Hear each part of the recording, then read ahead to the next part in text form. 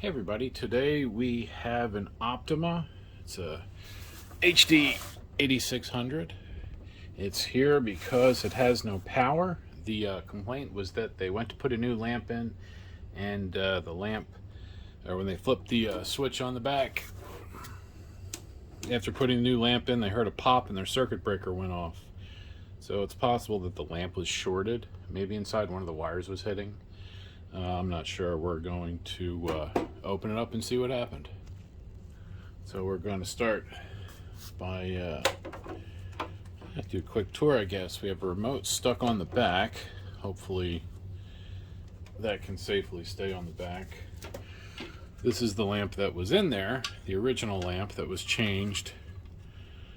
Let's see, it's from like 2016-ish, might be 2017, but that's T16 is either late 2015 or early 2017 or any of 2016. And that lamp is happily worn out the way it should be. We can see it's got some white deposit in there because that's the side it was facing down. A little dusty. There's some dust in there, but it's not awful by any stretch. So we'll probably be able to use that lamp for testing purposes. And then I'll see if where the customer is going to get their final lamp from. Actually, before I flip that over, that plastic is really clean on top. I'm going to put a piece of foam before I flip it over, just to keep any smudges or scratches to a minimum. Now we're going to remove all the screws that have arrows pointed at them. Oh, long boy. Long. Oh, come on. Long. Yep. There's a lot of long screws in this.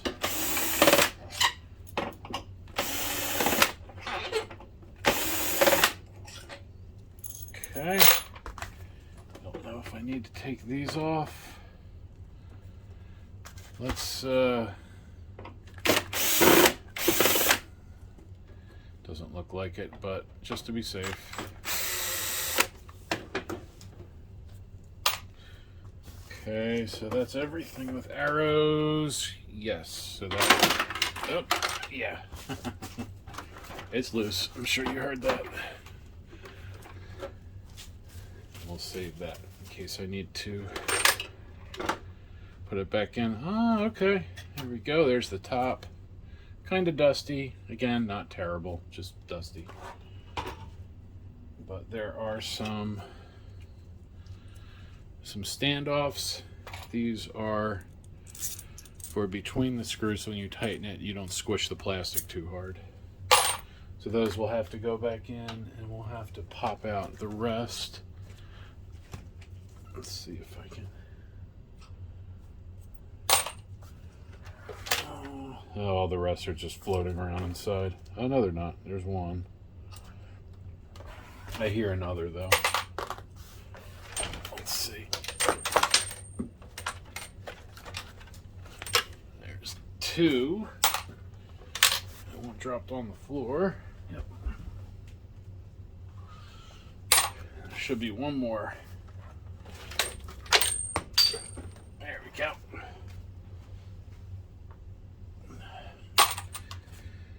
There we are. All the screws that I needed to worry about are out.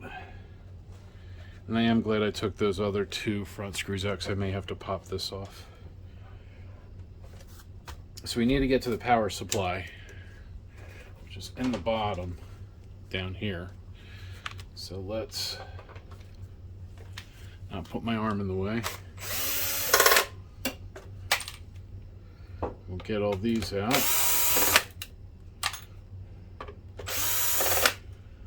What I suspect is that the thermistor, the inrush limiting thermistor, probably exploded.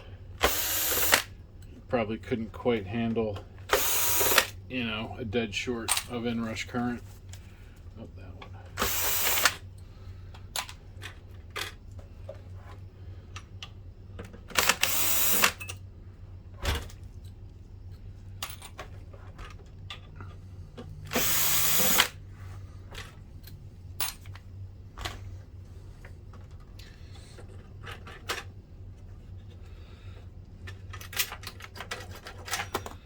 Alright. Oh, unplug that. Temp sensor. And that. And take the shield off. Not in bad shape. Alright, so we have that screw. So we got to get this board out too. Is there an easier way? Like, does that whole frame come out? Yeah, because there it is. There's the power supply. Doesn't look like it. It looks like we just have to take it apart.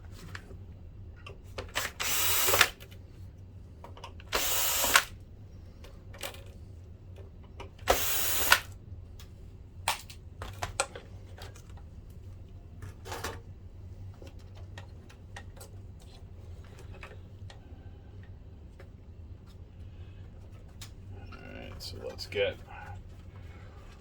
these two out, and then that screw. The other standoffs are soldered in. So, just so I don't forget, make it a little easier. S for standoff. Actually, I do ST. SC, so I don't mix them up. I should be all right, but it's plugged into something.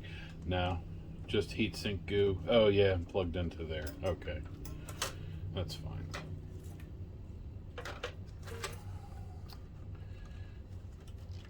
And we'll just leave those clipped together. I'll keep all that stuff out of the way.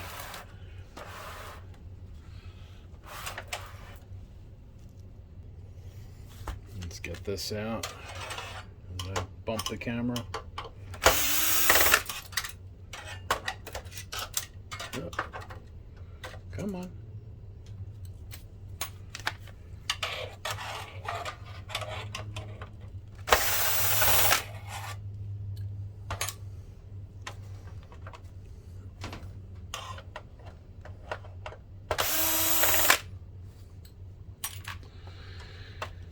That heat sink is a little, or that heat, what do you call it? Duct, air duct behind here. I hope I can.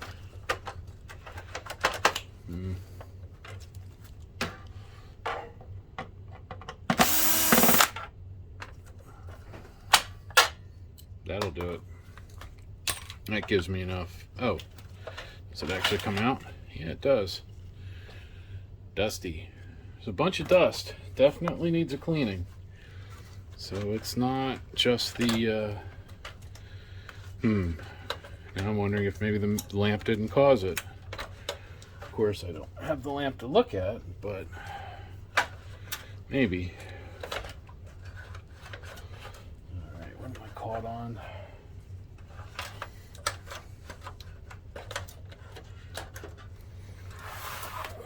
Let's see, what are we caught on? Power factor. Yeah. 400 volt supply.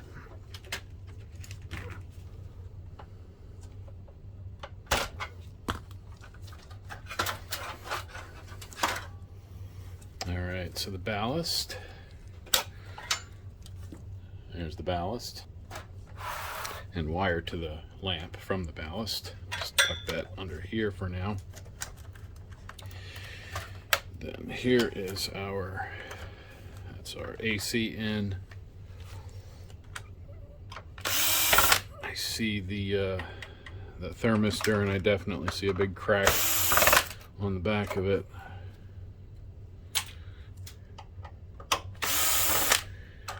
This will probably be a two-part video because I'm going to need to order some parts, and I know it's going to be a little bit until they show up. Although I might have one of these power supplies. This power supply looks a lot like one of those, I don't want to say generic, but like multi-model power supplies.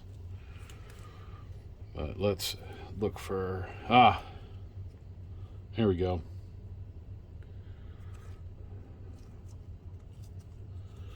You guys might not be able to see that real clearly. So like it blew that resistor up.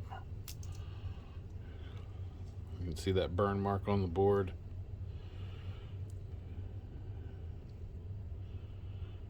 Or maybe it blew up the trace next to it. I don't know if you guys can see all that burning down there. It's not good. And then that guy, see,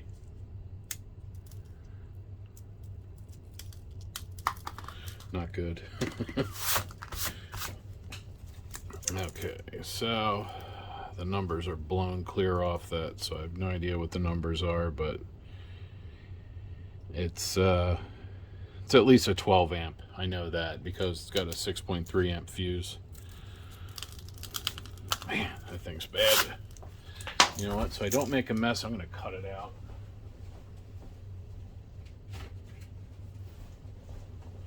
Let's just get that out of the way.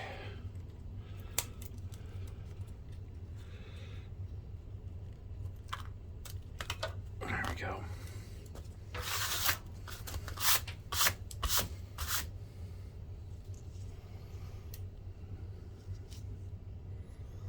So that thing thoroughly nuked itself. To get my brush and clean that off.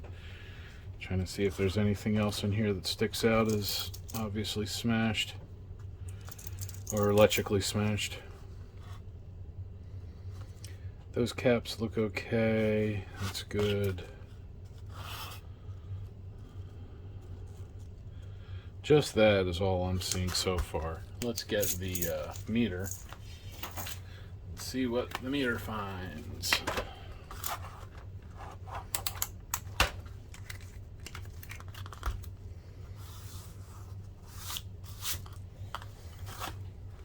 Okay, make sure you guys can see that. So what we're going to check first, we'll start at the AC input, which is here. So we'll start with, what the hell? Got a manufacturer defect. The input pin was not soldered in properly. I don't know if you guys can see that. I thought that was me, but I haven't had any I haven't had a soldering iron on this yet. Just that AC input. Come on, focus. It is crooked. We're going to troubleshoot this board to see if it needs to be replaced or if I can use another one. I do have, I thought one of these might be compatible because it's actually pretty close, but obviously that's not. But it might be a good donor for parts if I need to buy any that I don't, or if I can't buy the ones that I need. But what I've done so far is I cut out the NTC thermistor here that had blown up. We got a big scorch mark here and a skid mark from that pair of resistors gone bad. We need to check the bridge rectifiers, which I checked when I thought I was recording and I wasn't. So I'll show you. We're going to look at the bridge. We got plus, AC, AC, and negative. So being that this is a bunch of diodes, I'm going to put the negative on the plus output, and then we're going to check the diode pair between both AC points, and they're good. And we'll check the other half of the bridge, put the red on the negative side, then AC to AC, and we're getting about a 0.5 volt drop, which is what we expect. And then we're going to check the low voltage standby supply here. We have another bridge. So positive with the negative probe on it, AC to AC, again about a 0.5 volt. We'll switch it, and that's good too. We'll back up a little bit because we do want to see if that fuse is all right. Pretty sure it's not. Nope, fuse is wide open. So fuse is bad. That NTC thermistor did not fare well, so it just crumbles in my hand.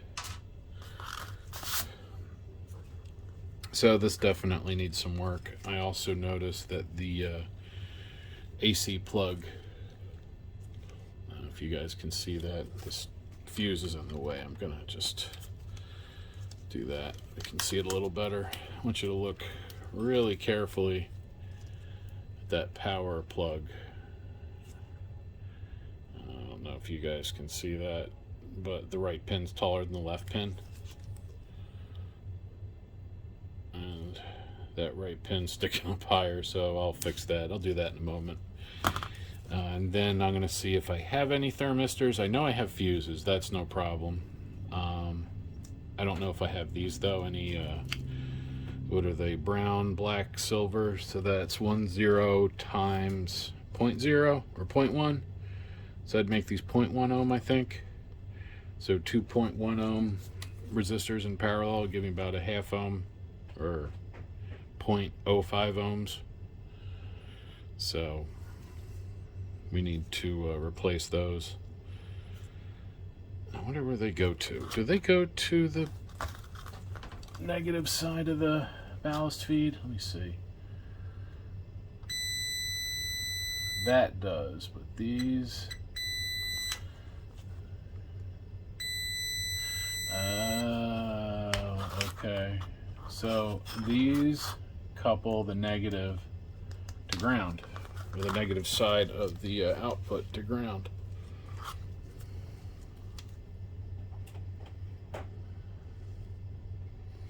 And make sure that X-rated, that X cap, Y cap, K, one of the high voltage cap here. Make sure that's not shorted. No, that's happy. Okay, so I'm gonna pop over to the soldering station, fix that pin, and pull the fuse out, and then I'm gonna look around and see what parts I have that we can possibly use to get this going. All right, we're back at the projector. We have the hopefully repaired power supply. Let's see, that goes like that. Get that back on. I should probably get some air in there. Get that clean. There we go. It is clean inside now. Not perfect. I still got some on there, but for the most part, it's clean enough for testing.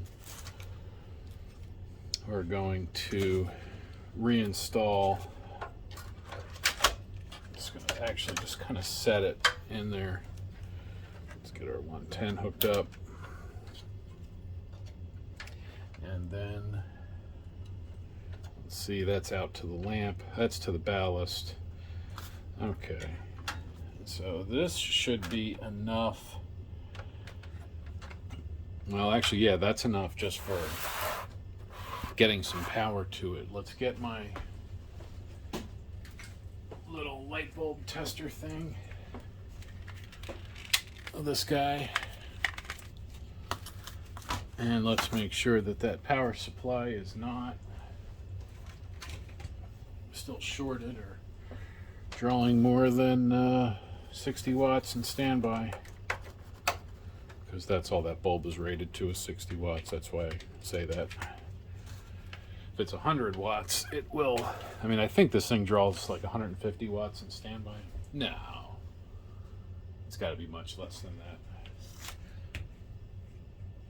Let's see, and that's off. Let's get power into it. There we go. All right, so we want to make sure this light does not glow bright. It's not. Okay, that's a good sign.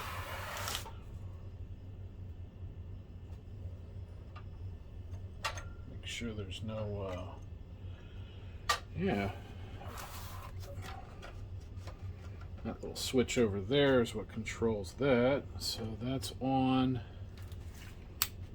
That's on.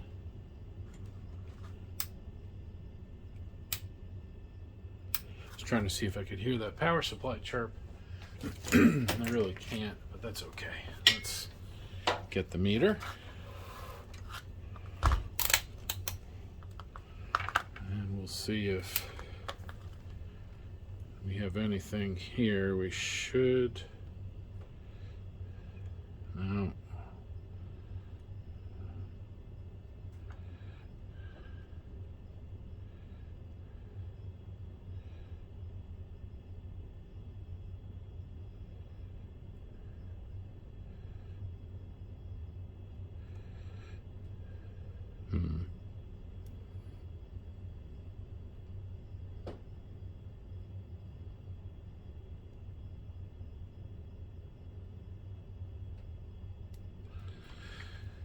Nothing there.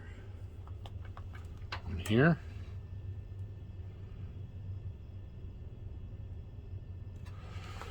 Yeah.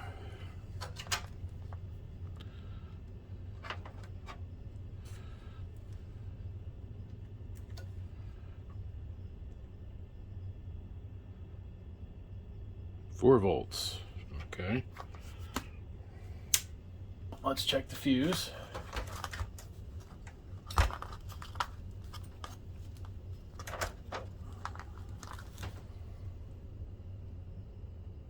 Nope, fuse is still good. That's good. Make sure that's still good. Yep, thermistor's still good. And relay coil. Yep, good. All right. So it seems all right.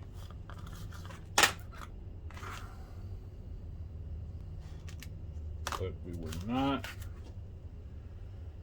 getting power. Why was I not getting standby power? Standby power should be blue? Looks like blue. I know that's an SCR. That's control for the SCR. Maybe it's that black and white wire. See? Let's see, blue wire goes to that SCR. That white wire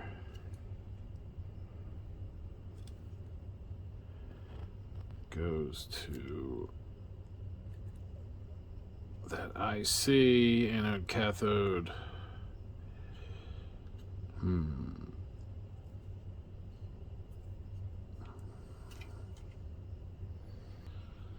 All right, so let's see. We should have 118. Okay, that's good. So let's see if it's getting through to the bridge. 163. Okay, good. Let's see if that chip is working. This should give us 3.3. Ooh. Now, where is that going up to the main board? Let's see, is that one of these? Yeah, look at that. So that's the blue wire. So from here to ground, if I can get a good connection, it probably uses its own ground. Yep. All right, so the ground for that one comes out of here. So, well, let's do it this way.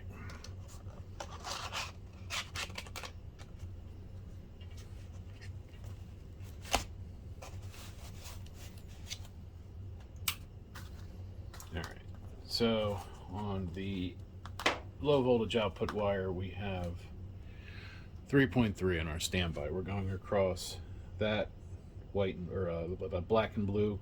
That's its own ground. That ground doesn't look like it's shared with the other grounds. Looks like it's isolated. Yeah. So that's good. That means the standby supply is checking out okay. That means we can put it in and plug in the main board.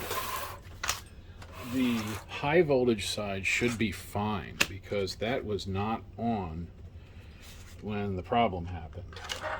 According to the user, they put the lamp in and then flipped the switch on the back.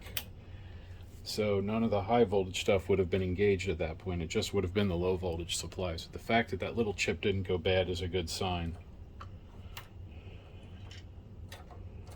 Get all this, keep all this stuff ready. Oh, yes, meter will turn you off. I'll just set that over there.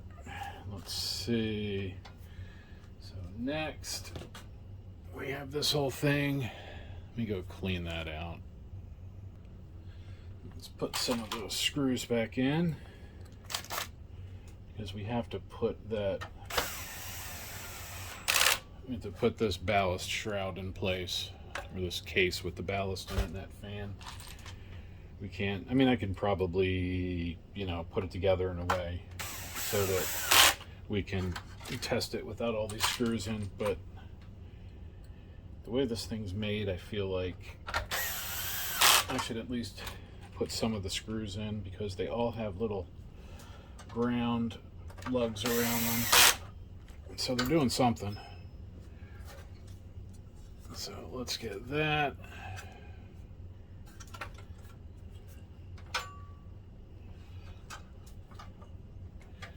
Let's put the lamp, plug in the lamp. The lamp connector at least. And then we have the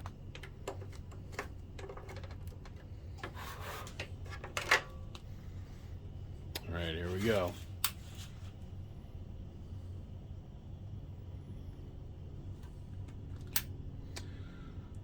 Do I have a keyboard?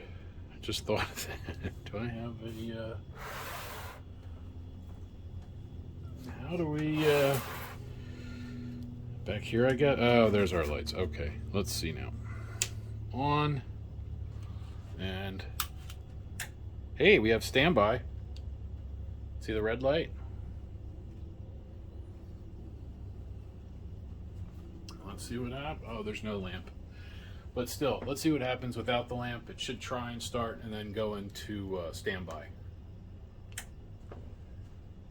Oh, right. Doesn't like my little ballast thing.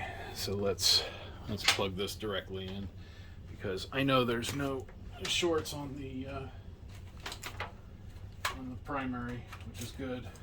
I don't know. I don't believe the secondary was damaged, the high voltage side, but I guess we're about to find out. It's going to either try and light. Actually, you know what? Let's do it without the lamp. I don't want to put any undue stress on things. So let's see. That's good. Let's get our standby. Yep, good. I'm just going to keep my finger on my emergency switch over here in case something goes wrong. Something went wrong. Something popped. I think it might be wise to get a new power supply at this point. Although I'm going to see what went wrong in case it was one of my parts.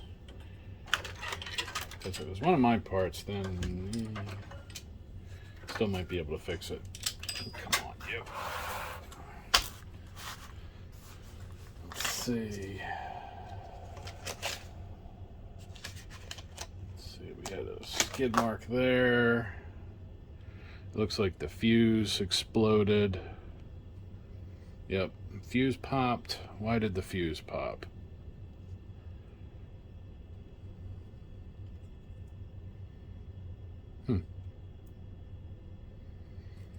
Nothing obvious. That doesn't mean much though.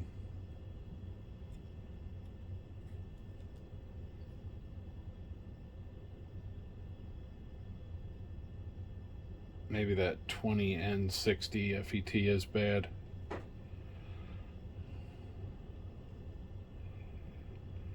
Well, let's check.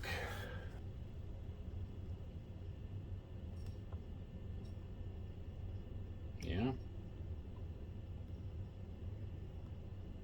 No, felt shorted. Okay. Well, That'll do it. That'll definitely do it. What do we got here? Rivet? Yeah.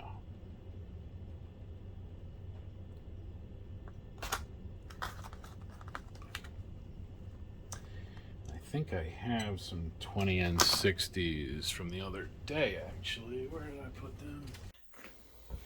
Alright, so let's get that 8600 power supply cleaned up a little. I did pull the fuse out, as you can see that's gone.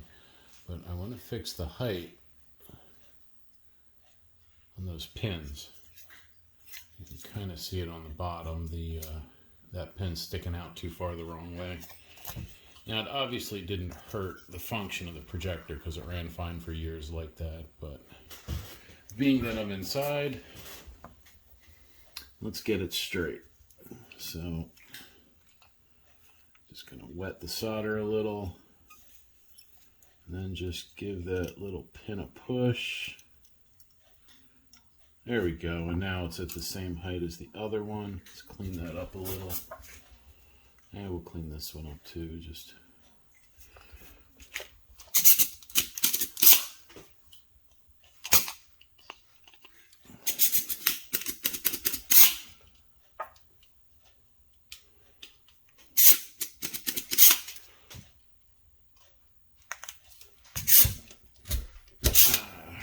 trying to get my little solder pump cleaned up here. Get that little crud out of the end. There we go.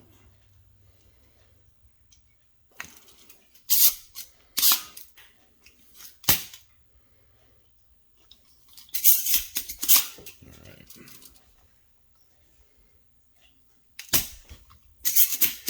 Now the only reason I'm using the pump here is because the amount of solder I want to remove at once. I don't want to use up that much wick. I do have my wick ready. A few sizes actually. I got this really thin stuff that I use sometimes, the number 1. But I also use this stuff too. I like to apply a little bit of extra flux to both before I use them. It helps.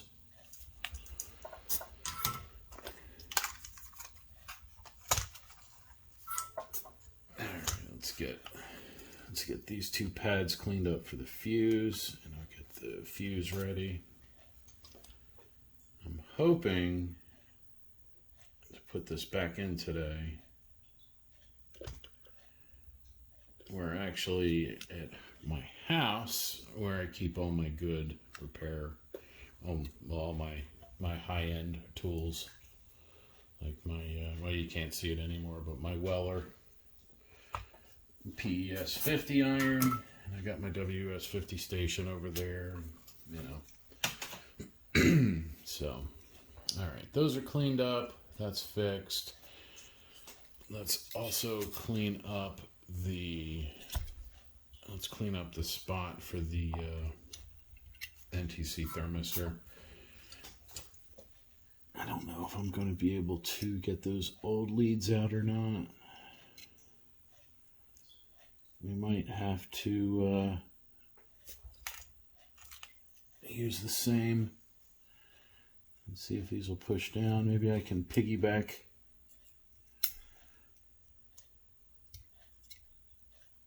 that push down.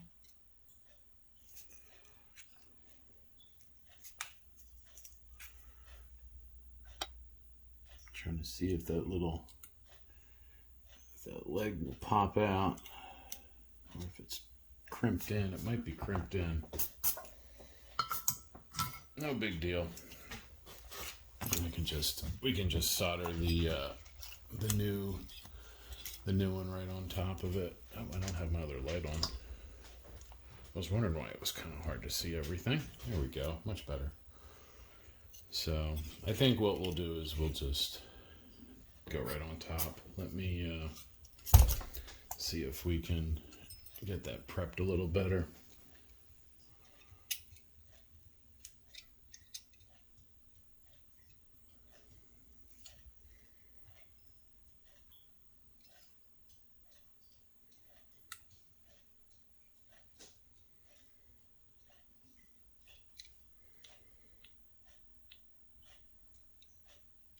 I know they do this to keep the heat off the board, which is a good idea.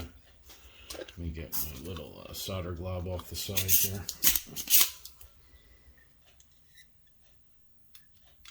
There we go. Yep. Okay, so let me get a fuse and a thermistor. Okay, now we're back with parts. I have a harvested NTC thermistor that'll go here. And then I have a replacement fuse. It's a pico fuse, but it's rated the same. It's a 6.3 amp, 250 volt. That will go right here.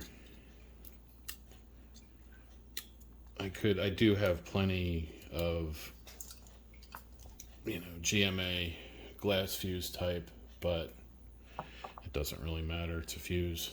It's the same specs. And then I don't have to worry about putting any mastic on it so that it won't flop around. So we just slide it in like that, flip it over.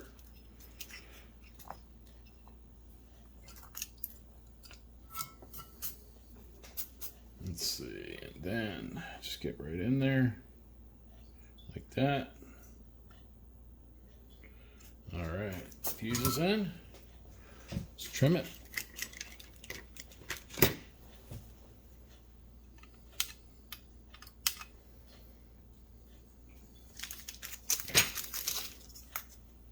And we'll get the thermistor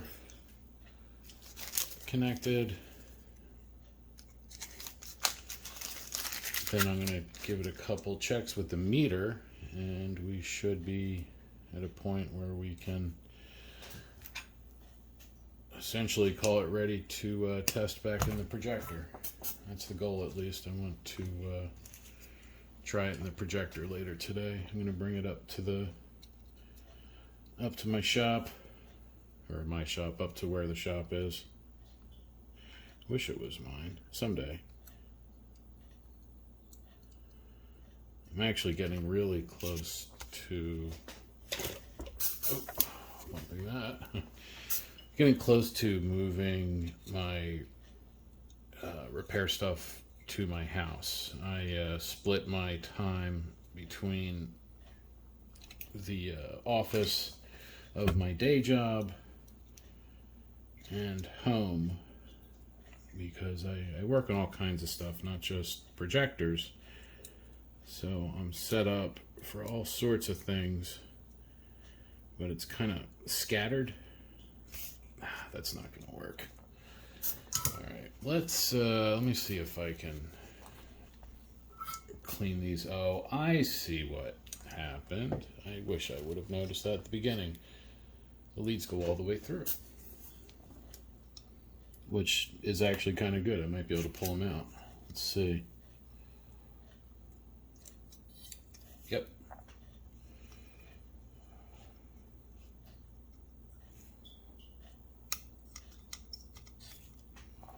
There we go. Mr. Pump again. I'm going to get in the way of the camera a little bit.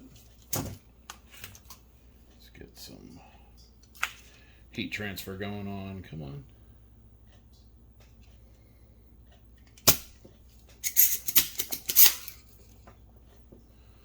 The only drawback about these pumps is that sometimes they spit out a big chunk of solder and a little bit of solder bits, so I always got to clean the mat off before I actually power anything up on the mat. But that's alright, you get used to the nuances, because it's way faster than using the pump, or the wick sometimes.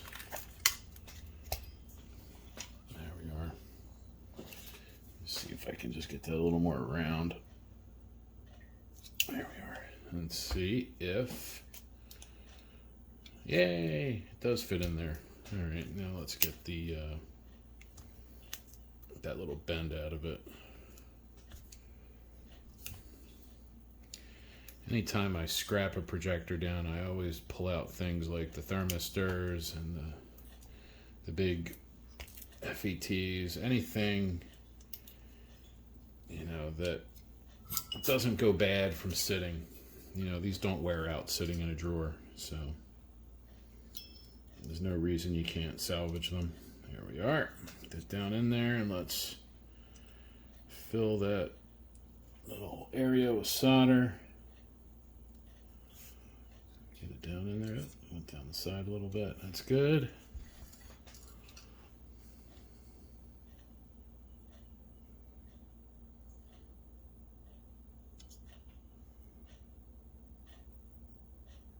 There we are.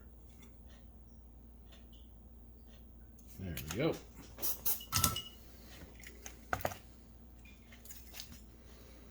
And we'll put some on the bottom too, just to you know, make sure it's all connected and happy and all that fun stuff. Should be fine. There we go. Get a couple bubbles as the air comes out. Come on, a little more.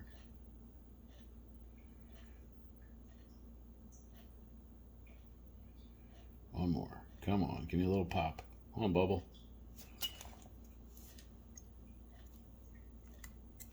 There we go. Just want to make sure that solder is all flowing down in there and not leaving any voids. It really doesn't matter, but it just helps to know that it's right. All right, I like that. And then I'm just going to touch up a couple of these joints with the capacitors. All right, I like it. And so the soldering's about done. Let's just clean up the flux.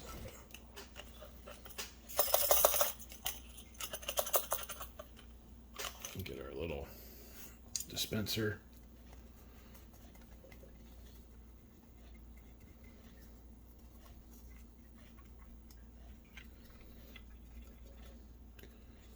Because we did pretty much confirm that everything else was okay on this. It was just that fuse and that thermistor that popped.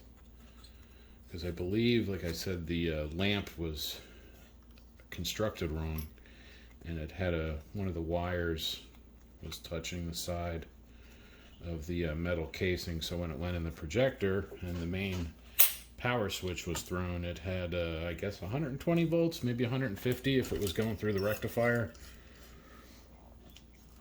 where it shouldn't have been, and then they blew up. So let's clean the top of this too, anywhere I soldered. Let's just clean that up. That'll keep it from getting funky in the future. Yeah, there's a little bit of flux left.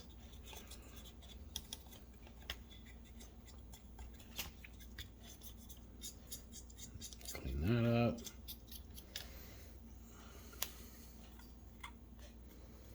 Fix those power pins. They're nice and even now. I like it. Yeah, I'm good with this. And I do have this tilted in a little bit. I know it doesn't look perfectly straight. That's because I actually want it tilted that way a little bit, just so it's, see what I mean? I wanted to make sure it was very in from the edge. That's all. So let me get a couple things out of the way here, and we're gonna just check some things with the meter, and then we'll go and put it in the projector. All right, let's see if we have everything good here. So I replaced the fuse. So I'm on diode test, but that's kind of like continuity, same idea. So let's check our fuse. Hot comes in there. Good. Through the choke. Yep. Our relay would not have been closed. Let's check our thermistor. Yep, that's good. Now let's check our rectifiers again.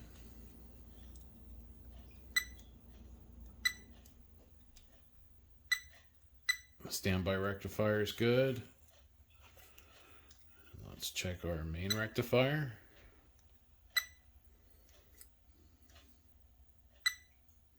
good. Let's check this guy. It looks like there might be a crack in the middle. That might be bad. Yep. So that fella took a hit. Where does that go? That's going... Oh, that's the main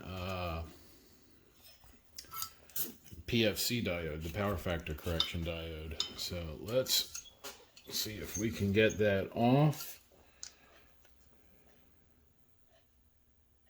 I really don't want to have to replace this entire power supply. I know it's repairable, but I also don't want to not have the repair be reliable. So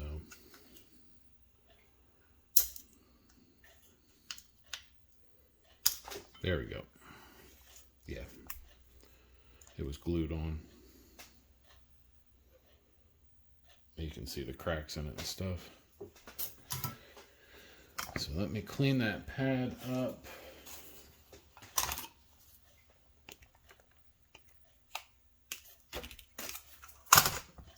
Get a piece of wick. Clean that pad up, and then let me see what I have parts wise.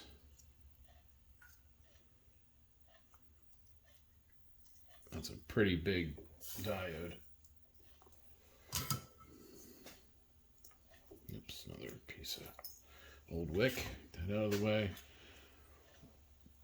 Let's see, is there anything else I want to check in there? So we got that diode. Let's see the other diodes if they're all right. Yep.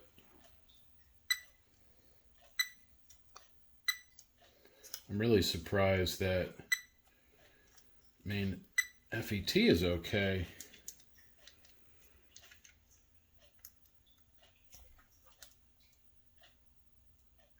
Man, none of these are shorted. That's good.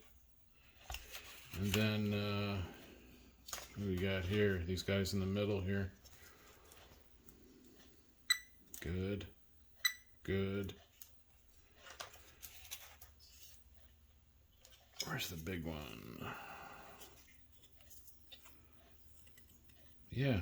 Huh. That's just those guys there. All right. That's good. So, yeah, let me see what I have for diodes. All right. There's the pad, and I do have a diode. So let's clean the old pad. Get it ready. And that's a 5J. I think that's a 5 amp. I think that's what that means. Yeah, that's a 5 amp diode if I remember correctly. Let's get it soldered in. Then we'll do another check. Let's see, the surface tension of the solder should pull it in a position. Just about. Come on. Trying to get it even. Yes.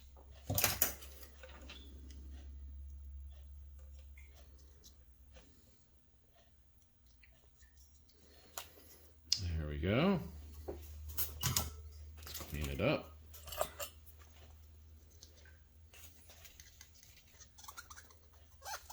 Get that old flux off. All right. And then I think these resistors were also bad. Let's see, I think those are wide open. Let's see, I think that was yeah, those resistors, they were like 1/2 ohm or something. This thing got blown up pretty good. And this is why you should always buy lamps from a reputable vendor. I mean, not all vendors are going to knowingly sell you something that's going to be shorted, but some places are smart enough to do a quality control. There we go, there's one.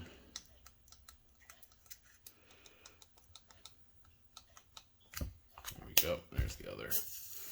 Let's clean those pads up.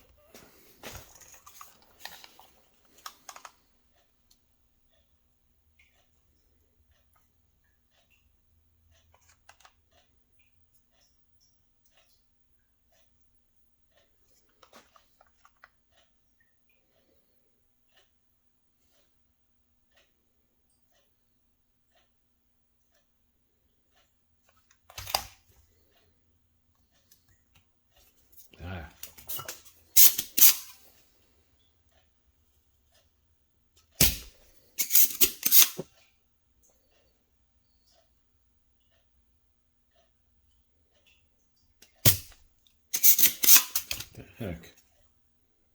Did I get it? Just about. I hate that. There's like a little blob of solder that doesn't want to come out.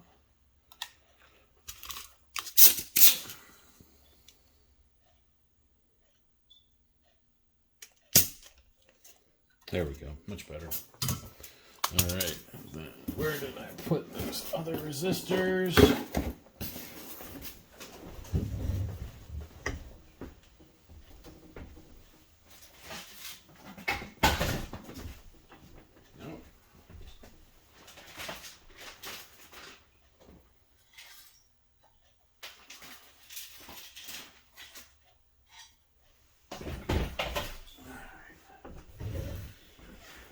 There we are.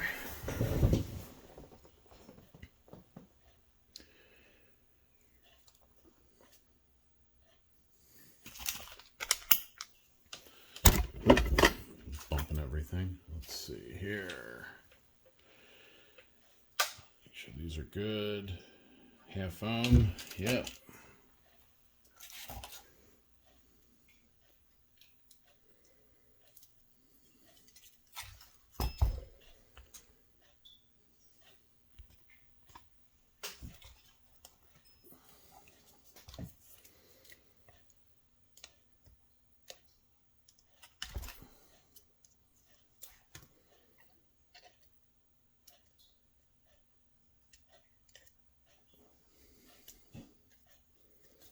Go. Both of those are in.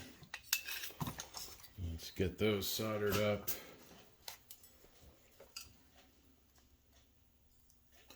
I just hope the values are right. The old ones were burned really bad. It looked like they were 1 ohm, and that's what these are measuring out as.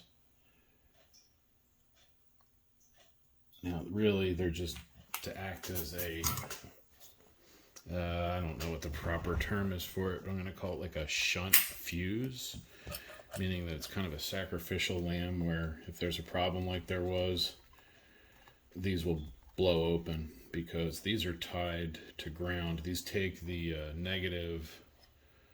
I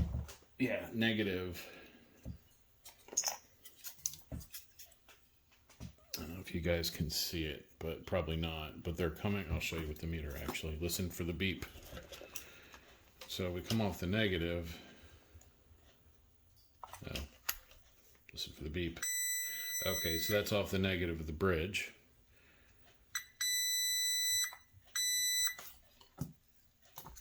And that goes over to, and then it's coupled to ground. So I guess that's for passing AC to ground safely.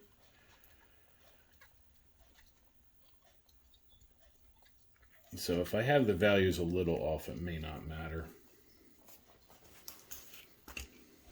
Just as long as they can burn open when it's time. The only other thing, I do see a little piece of schmutz in there. Let me get that out. Then I'm going to give this just a quick, give this side just a quick rub down with some alcohol just to get any of that carbon out of the way. Probably should have done that with the resistors out, huh?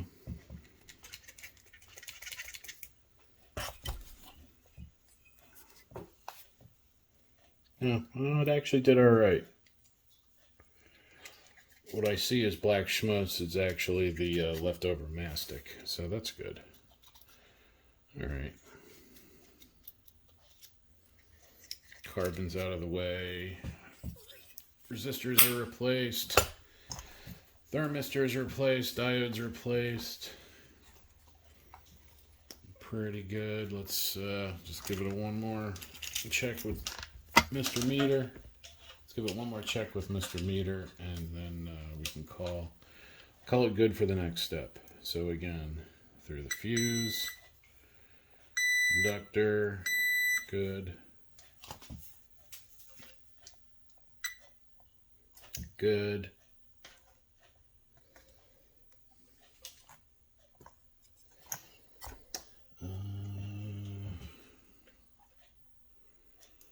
All right. Yeah.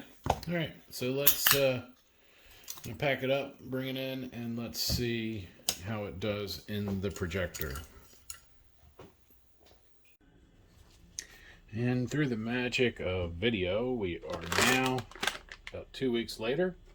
The replacement ballast arrived. I decided not to repair the old one. I was thinking about it. I will do it. I will repair it, but not for this projector. I'm going to repair it and just save it as a backup. I still need to, for the other original ballast, I need the 18N50 MOSFET that goes there, and I don't have one of those. So anyway, I got a new ballast, 280 watt. We're going to put that in because I want to make 1,000,000% sure everything's fine. So what we will do, take this back out. I'm going to put my extender cable off to the side from the outside testing.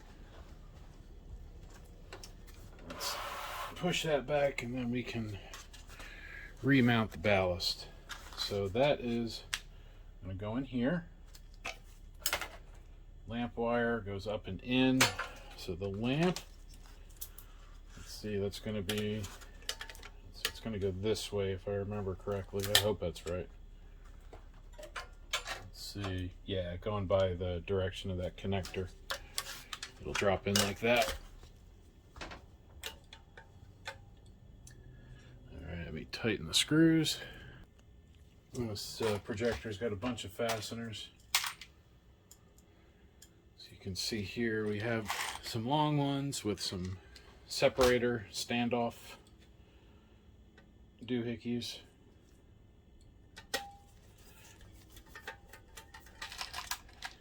But most of them are these fine thread. I don't know, they're about what, centimeter long, 10 millimeters, 12 millimeters maybe. And hopefully I held that up to the camera long enough. I notice in editing, when I show things to the camera, I tend to go, hey, look at that, see? And then pull it away. Really what I should do is hold it up and then just watch the little counter go up to about 5 or 10 seconds, and then I know you got to see it, or you could pause it if need be. This is the ballast communication wire that I'm going to plug into the ballast. Now that I have 2 screws in, we'll be able to see that this plugs in right here. Nope, almost plugged the wrong end in. This end, which way is the pins? The top.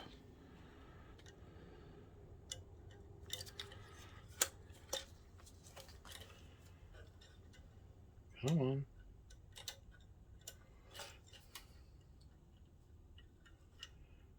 Oh, wait a minute. Did they send me the wrong ballast? They sent me the wrong ballast. Let's see.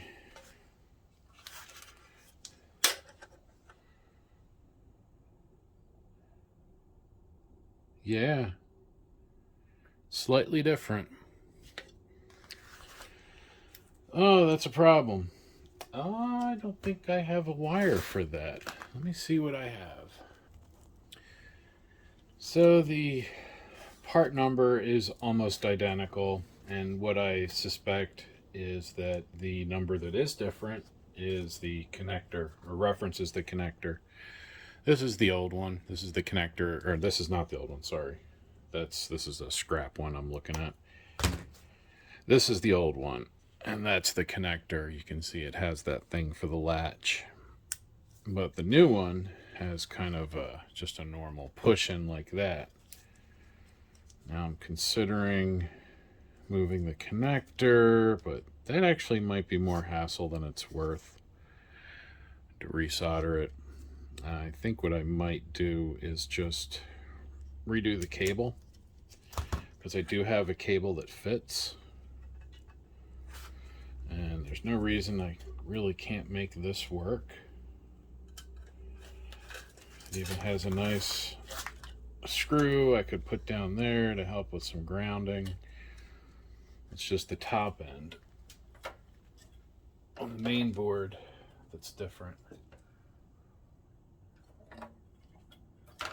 So I was thinking about making an adapter where I would, this is the scrap board, I would remove this connector and then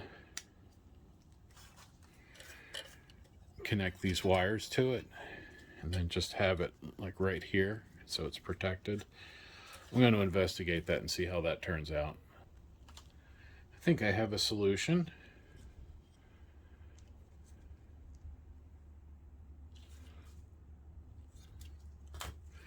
I cut the connector off of my scrap ballast, and then I'm hoping, yes meter, I hear you.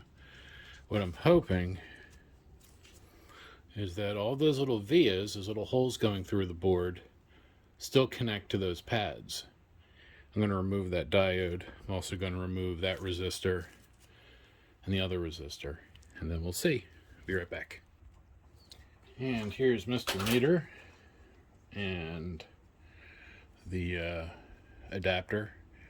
Now let's see, how can I demonstrate and test? Let's plug the wire in. And let's see.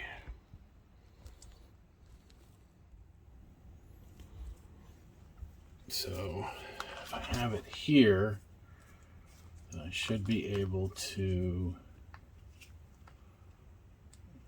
go into the back of the connector. Let's see.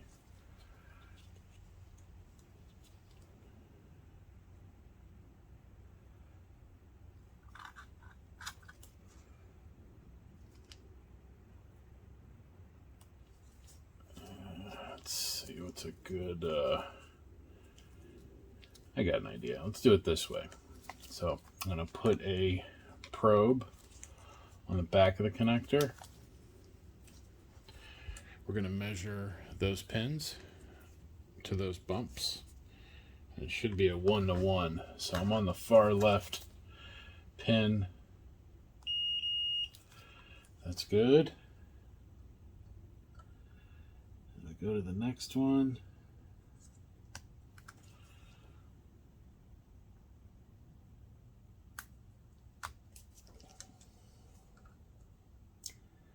See, I actually already checked all this off camera just to make sure.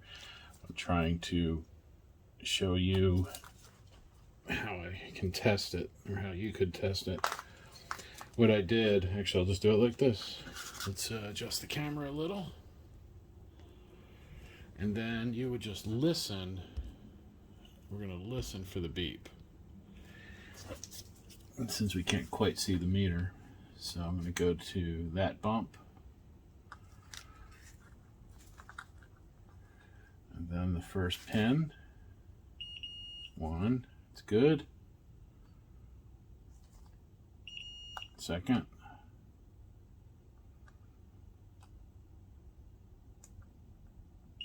Third. Fourth. And fifth. So they do. They all go through to those little pads. So that means I can take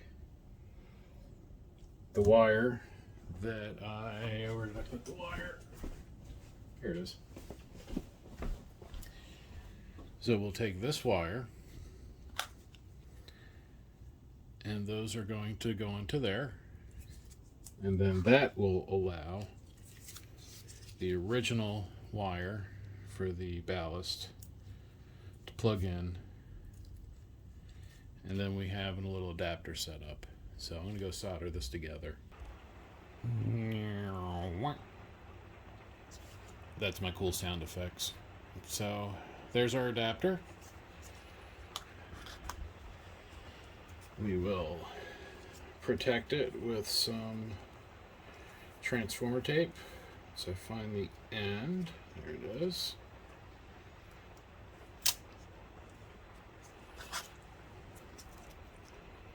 Come on. go. Scissors. Oh, almost knocked my drill over.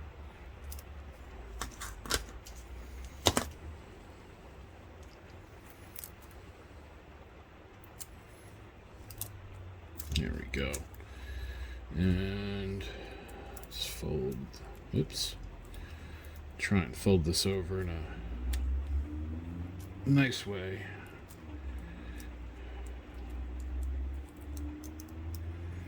Because if anybody else ever works on this projector and they open it up, I want them to go, oh, that's a pretty good idea. Because finding an original ballast is quite difficult, it seems. I mean, I didn't think this one would be hard to find. I mean, I found something, but, you know, the connector. So anyway, now let's get the meter out of the way. And let's get back to putting this in.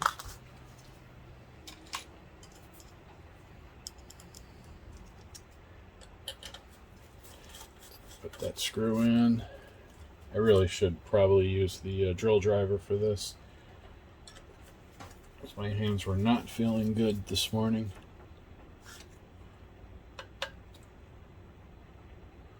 But we'll just, it's only 4.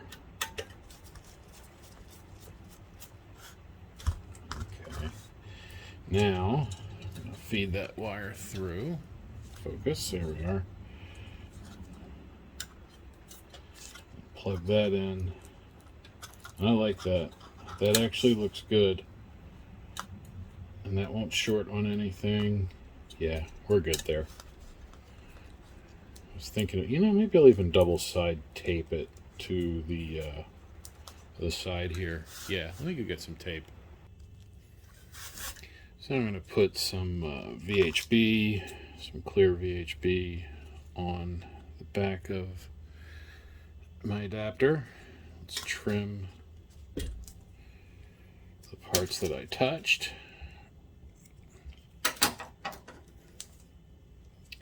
Just make sure that's really snug on there, which it is.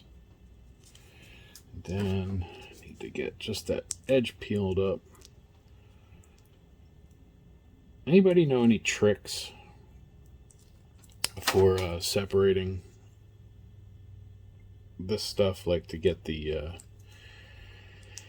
backing off? Because I always end up like chewing up a corner and trying to get it loose.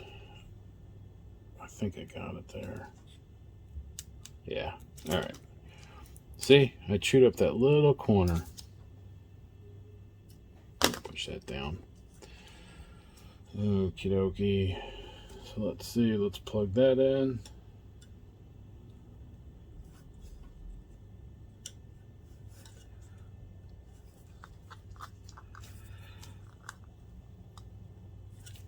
And then squish that there. Here we are, nice and snug. Feed that wire back through. I like that. So now when it's in the projector, that wire will be right where it needs to be. Yeah, that's nice. See, that's good. It's a good mod. I like that.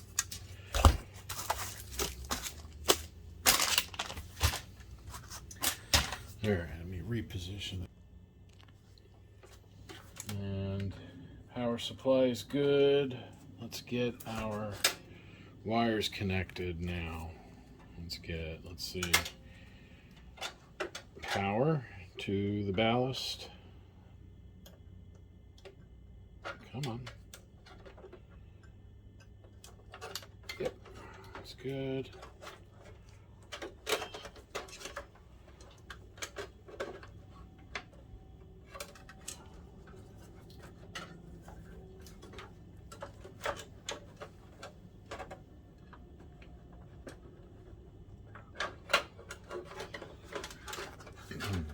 Nope. I guess I got to do the other end first.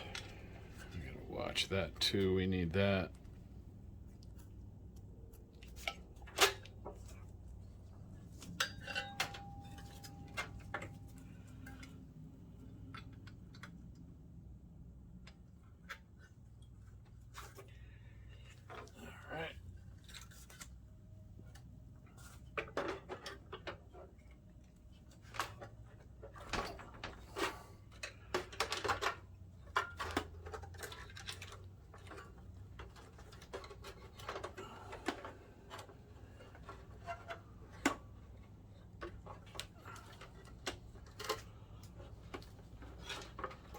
There we go.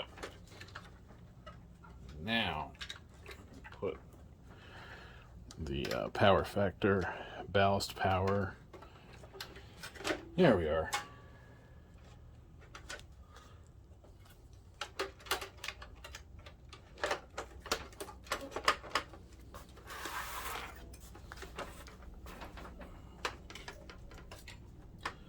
Check all that stuff. Yep, it's down. Yeah.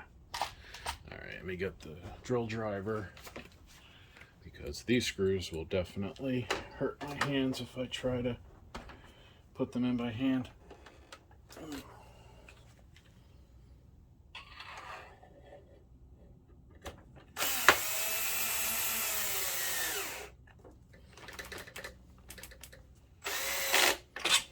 All right, number 3 on the clutch.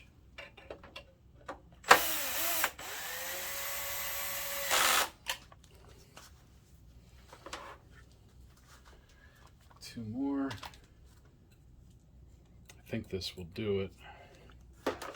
We'll try it without the lamp assembly first.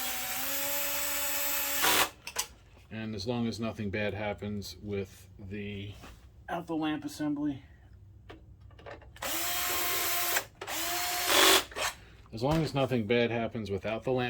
installed, we'll go ahead and pop it in, and we'll see what happens. I think it has a very good chance of being perfectly functional. That's going to go on top of this board. So let's get this board mounted first.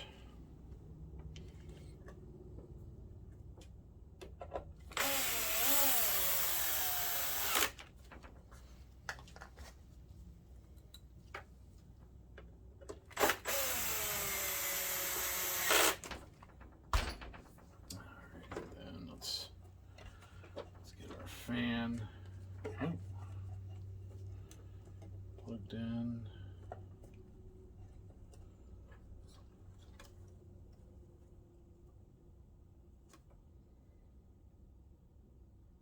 Oh,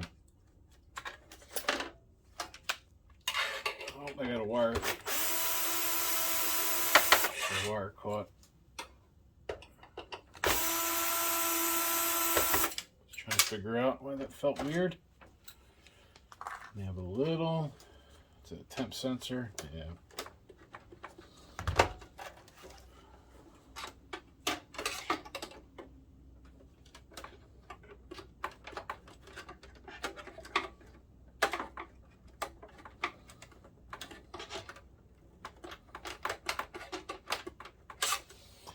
All right.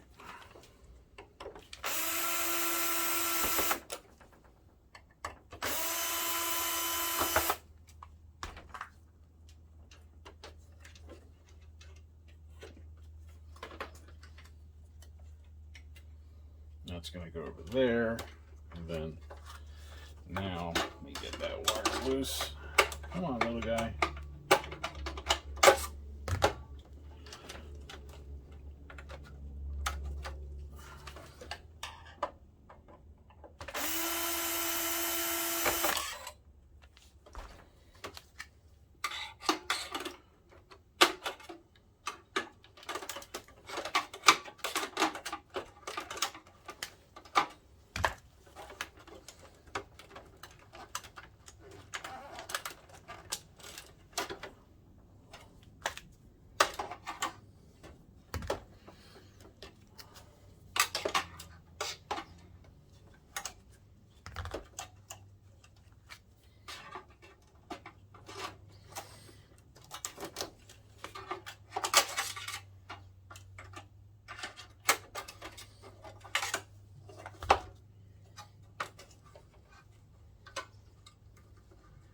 That's the wire. Now let me put this back in.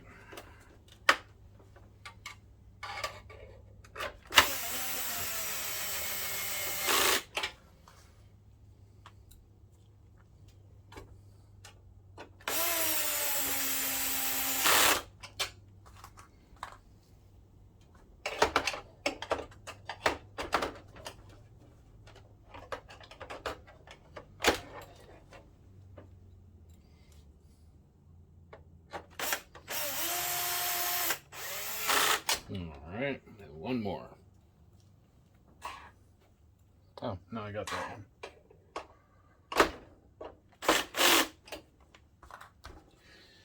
Alright.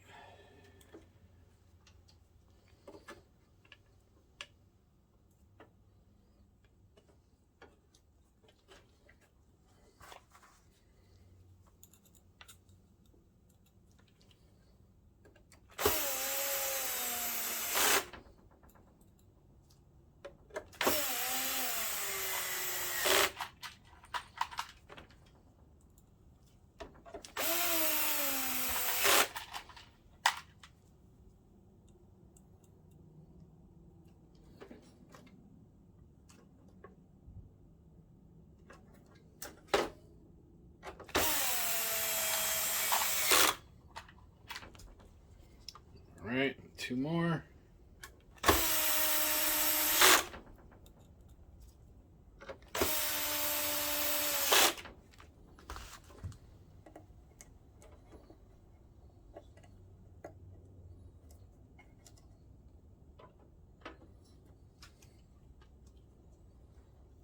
Yeah, this board looks like it was replaced at one point. I noticed that none of these have the same marks on them.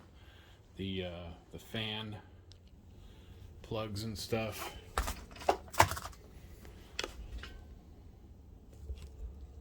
You see all those connectors? You see how the fan 2 only has a red? So I'm going to do this because I'm checking them as I plug them in. And there's our ballast. It's done. Then low voltage from the main power supply, that's in. And then we have the front display. We have the LED panel, LED PCB and IR. I guess that probably went there. Let's put that back there.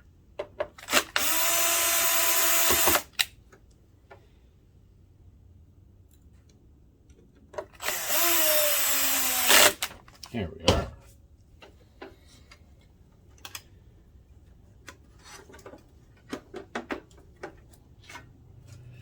Line that up. That goes in.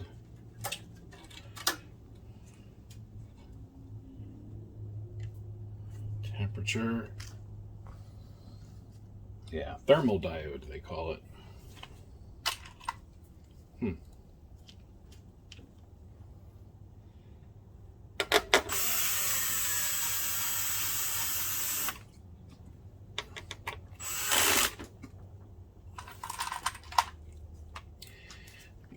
Here, and then one more over here. I guess I'll just put them all in. That only leaves one open screw, so I'll just put them all in, and then we know. I just hope that does it. I hope the power supply repaired properly.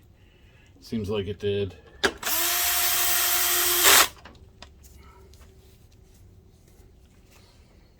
So that feels good to me. Let's see. Ooh, I almost plugged into the wrong port. That's for the I2C. This is the front IR. Good thing I'm checking over my work. Like that. That's how that should go. That stays open. So MCU program. Let's see. Case switch. Fan. Looking good. All right. Well, let's see what happens first. Let's make sure there's no big short circuits. Let's hook up this guy.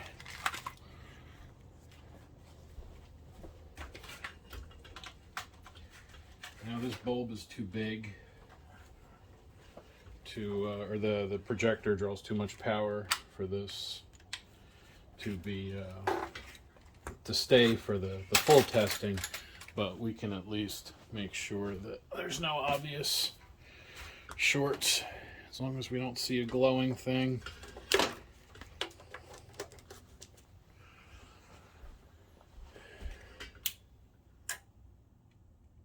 Hey, that's good. That's really good.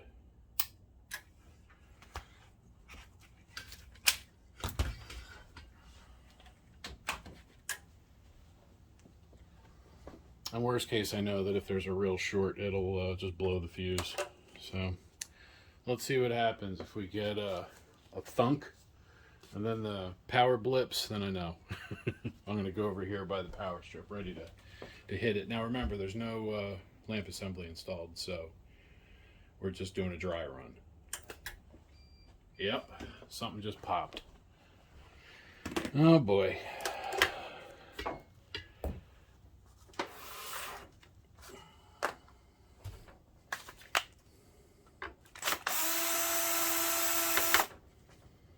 Oh yeah, I smell it.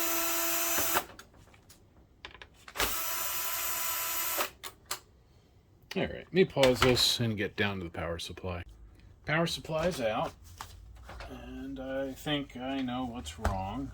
I think the fuse went, of course, which isn't a big deal. Yeah, fuse is open, but this is no good. Let's just check the resistors feeding it. That's good. Well, that's dead shorted. We're not going to read that. Yep, that's good too. So those are good, but that is not. And that is I forget. 20N60C3. So it's a 20 amp, 600 volt. Sounds right.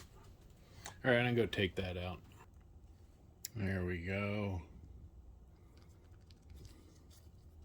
There's the old one. Just make sure.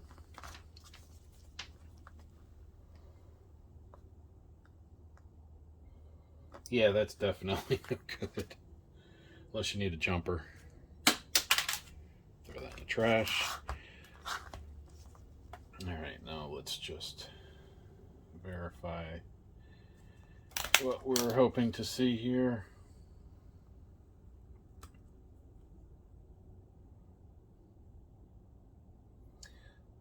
.9 gives us 6. 330 33, and this should be 2.7K or 2.7K 272. Let's check this guy, make sure this didn't short back out.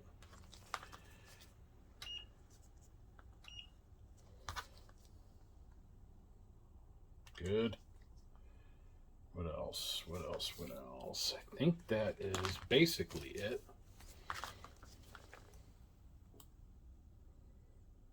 All right, that's good. You know what I think we might do? I think we might try and power this up outside without putting it in the projector first. Let me, let's get some, there we are. Lay that underneath. And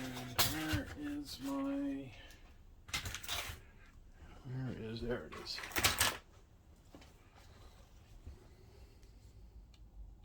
Oh, that's right, I got to change the fuse. All right, fuses replaced. Transistor is replaced. See if there's anything else I need to check. There's another diode over here. Yeah, there's another diode. Let's check that diode.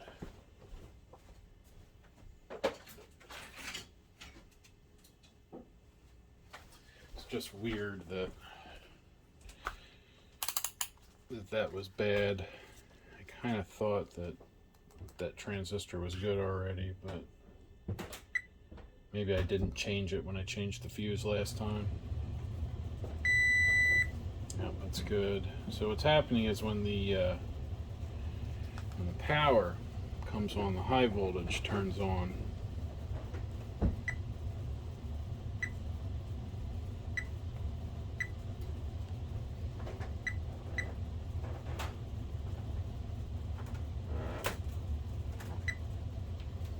Okay, that's all right. So let's see, positive to negative, yeah.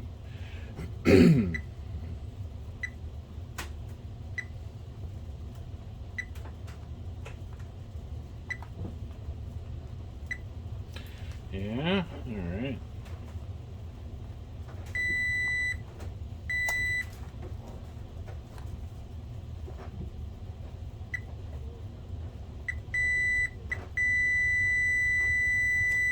Huh.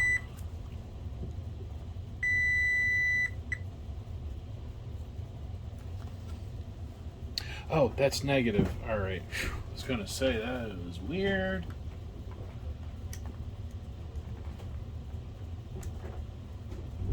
So negative. Yeah, that's right. I think. Wait a minute. Let's see. It's going to that heat sink.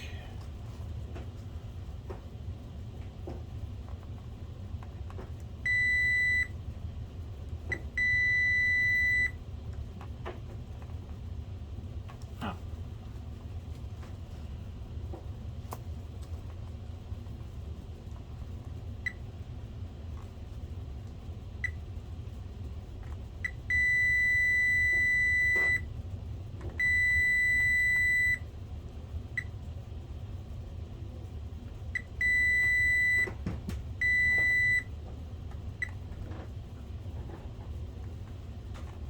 Come on.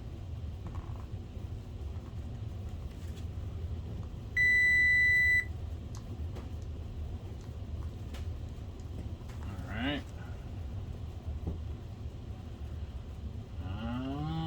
Yeah, that all looks pretty good. Because what I think we're going to try next is powering it up sitting here. I think I can jump the control, turn on the PFC, make sure we have our 400 volts. Because what we can do is we can power it through here, and then I'm pretty sure, we'll check for our standby, but I'm pretty sure we're going to be connecting probably blue to white. Let's see, white. White's the third pin. Pardon me. That pin right there, and then that. Let's see, that goes to here. Jumps, where does that go?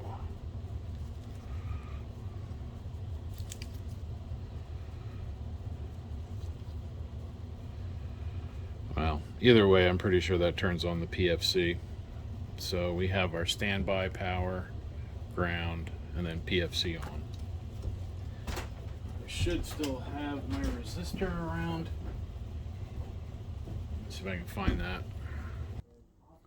Alright, so I have meter connected, and then over here I plugged in, I hooked up a little, it's a little adapter I made. It has a 1K resistor in series so that when I turn on the power factor correction, we should see 380 here if it's working right. Nope.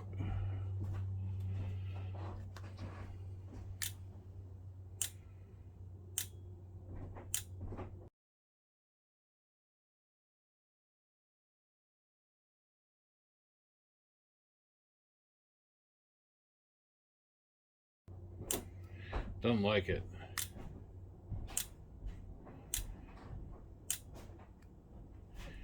So something's shutting down.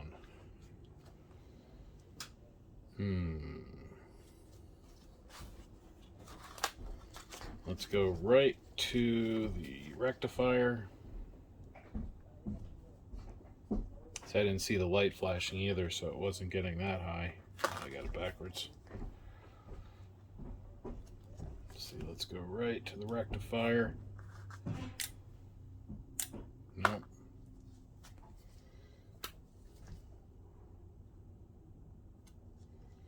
See if we're getting our AC at least.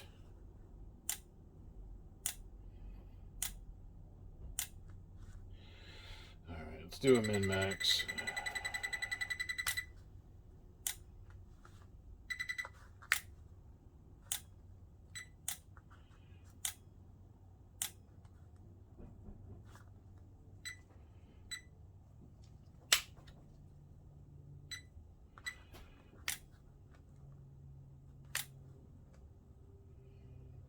Oof. Okay, so I'm not even really getting AC long enough, and it just shorts out and then goes back. So something's still wrong in there. We're gonna have to figure out what that is. So plug it and hook our little, plug my little adapter. There we are. Set that out of the way. Then I also have this little adapter I made up out of an old PowerSupply connector from a computer that plugs in, and then I can put test probes in there to safely measure the PFC output. So let's see if that, pardon me, let's see if that MOSFET went bad. Let's see if this cap is holding any charge too.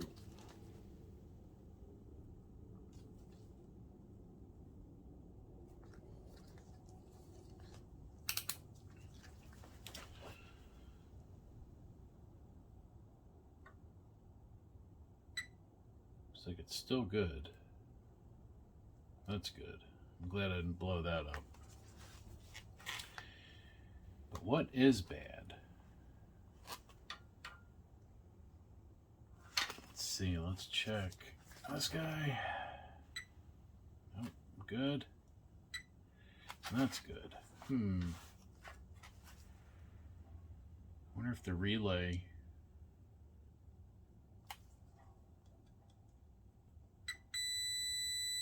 That's right.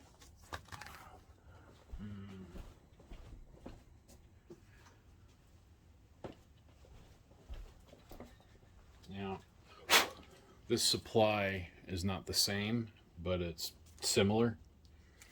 So I can kind of use it to, test against. And it's actually the donor for the transistor as well. So I'm kind of wondering if maybe that IC went bad. Let's see. Where does this thing have its control IC? It's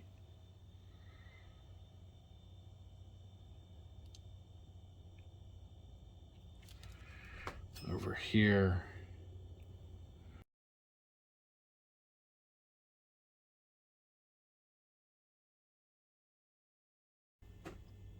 All right, and we are back with this HD8600. I got the replacement power supply. This is the original. Still not quite sure what's wrong, why it kept blowing fuses. So I just opted to get another one. I suspect there might be something wrong with that chip down in there, but according to the one I put in, everything kind of measures the same. And I also was getting the same flickering power supply when I tested it outside of the unit. And here's the the package from the replacement one. But one thing I noticed, when they're not installed, the grounds are not tied together, so that may have had something to do with the flickering. I try to power it and it's go click, click, click, click, and I wouldn't see that 400 volt. But I don't know, maybe the new one I got's also bad.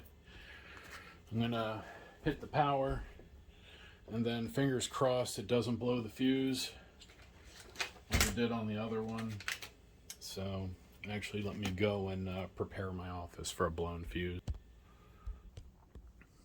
I turned off my computer because anytime there's a short circuit in one of these, the electrical panel in the building, for whatever reason, even though it's on a different circuit, makes my UPS dip out enough that for whatever reason my switch disconnects. I probably need to replace the Ethernet switch, but anyway, that's neither here nor there. I hate starting up things when they've been exploding. That noise of the bzz and the pop, it's just I don't like it. I should, well, I'm not used to it, but I should be.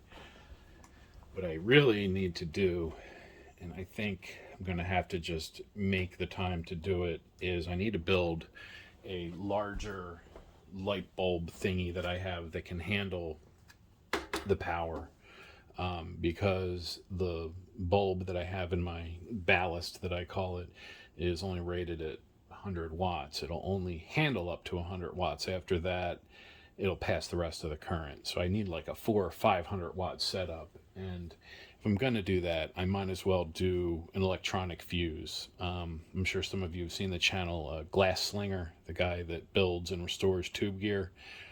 He designed one that's really cool, and I need to just do it, just build one. It'll trip a relay within 1 or 2 cycles of sensing too much current, and a lot of times that'll even keep the fuse and other components from blowing up. So I should do that, but we're going to just go for broke here. I'm going to keep a finger on this power strip on the other side, and I got the remote. So hopefully I hit the button, that light goes green, the fans come on, it tries to ignite the non-existent lamp because there's no lamp in there. And then I can shut it down, put the lamp in, and we're good to go. But it hasn't gone that well yet, so we'll see. Here we go.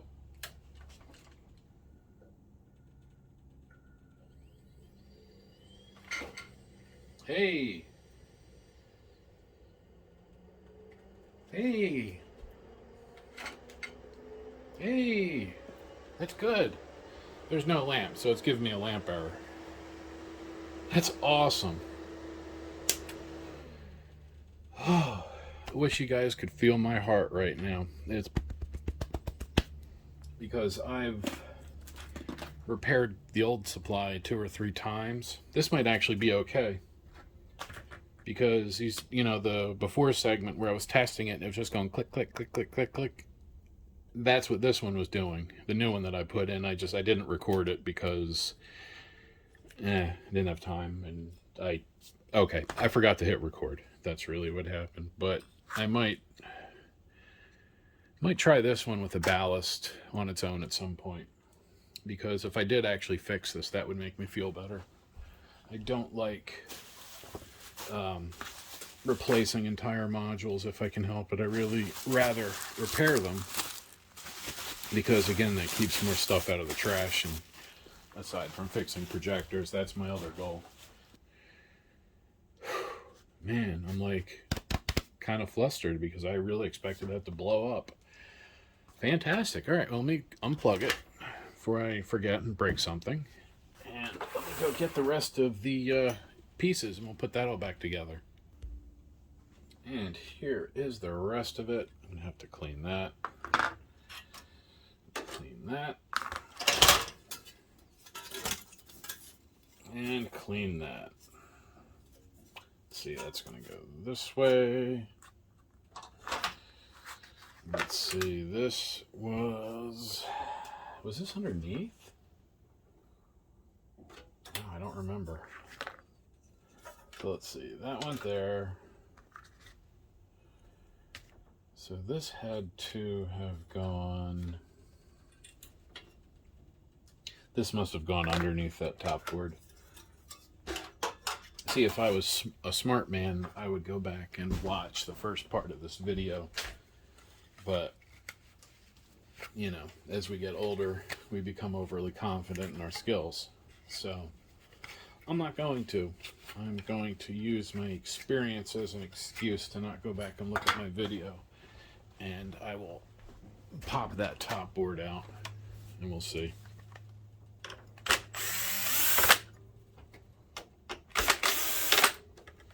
Because I have to fix, I gotta put all those screws back in for the top case anyway, or the top cover.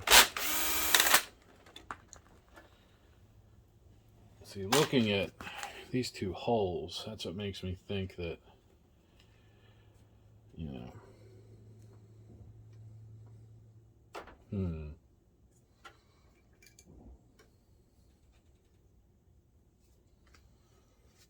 nope.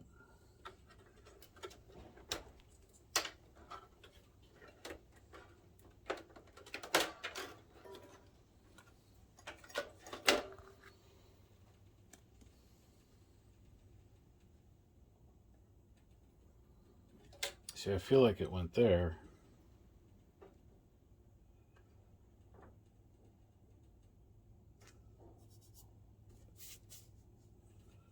I might have to go back and look. I'm having a heck of a time figuring out where this went.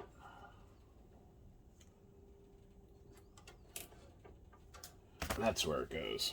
So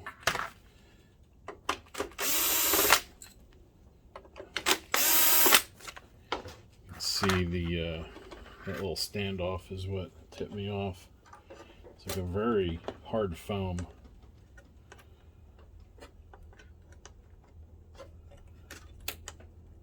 Yeah, see, like that.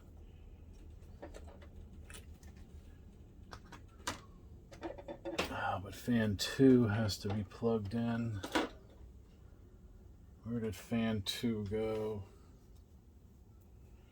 Before I put that in, let's locate fan 2.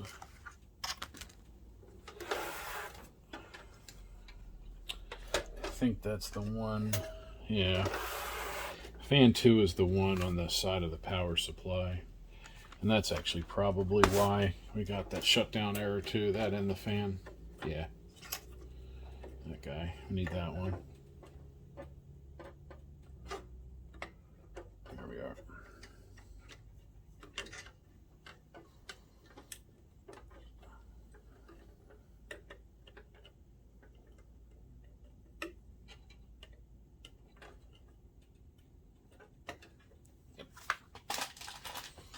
I don't want to wiggle that board around too much, or it will cause the heat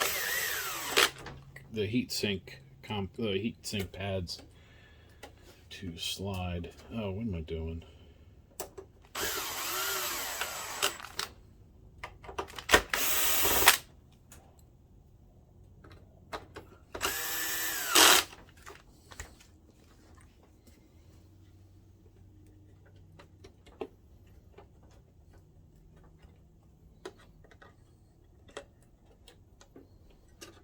That's what we want.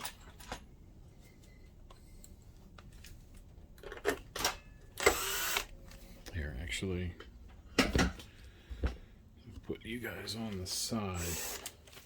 I'm still trying to find the optimum position for a camera. I really want to put it over top, but then I need a way to adjust zoom, and I like to use my phone. I don't have a DSLR. Someday, if I can afford one, I will get one. But it's not really on my list of, purchases that I need. All right, let's see.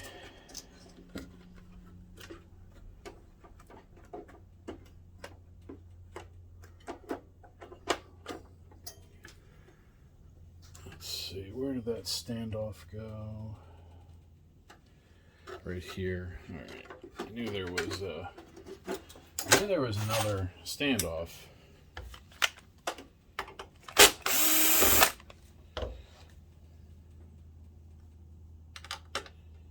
But for some reason, I thought it went there. There we go. Put this one in.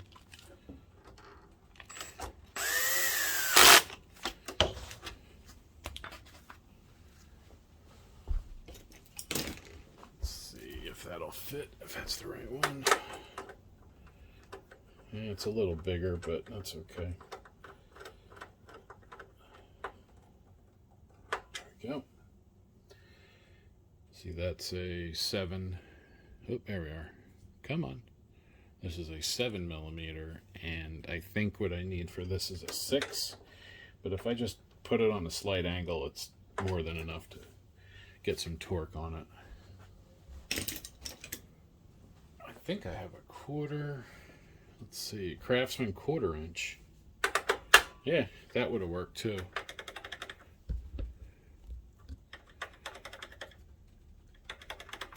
So that 1/4 inch would have worked. I should have used that. It actually fits a lot better, but I tried the 7, and then all I do is just put it on a slight angle, and you can feel it grip. Like, I'm not going for super tight I'm going for just moderately tight. Let's see, those little ground fingers are good. And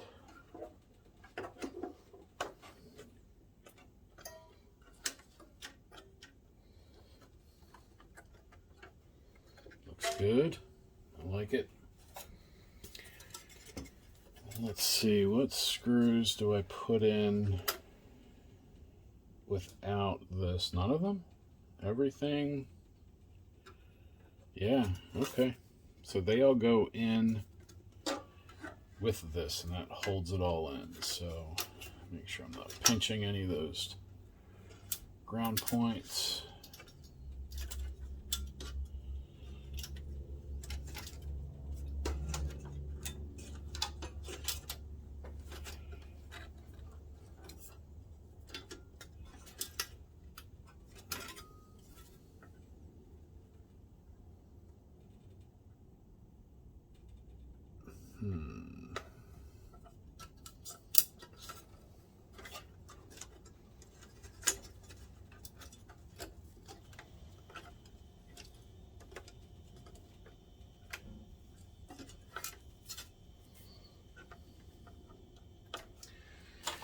So that one, this one,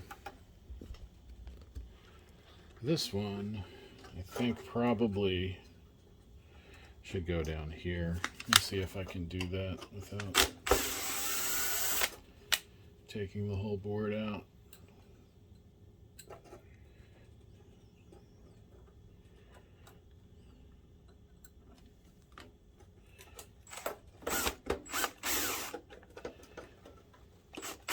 Here we are.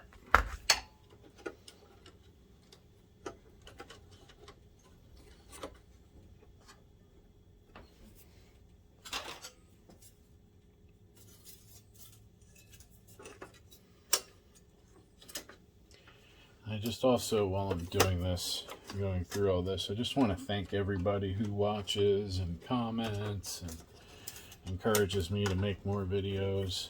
When I started doing this, I had zero intention of taking it seriously. I really just kind of wanted to do it for the fun of it, and you know, to keep track of my own repairs. But then people started to watch and comment and ask me questions and email me and, you know, say nice stuff. You know, it's not always nice stuff. Occasionally there's some nudnicks out there, but for the most part, it's been a pretty nice experience. So just kind of a general thank you to everybody.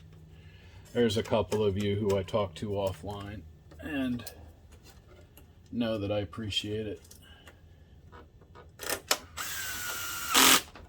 And I appreciate you all. So, you know, mushy stuff. Anybody remember where this went? I don't remember.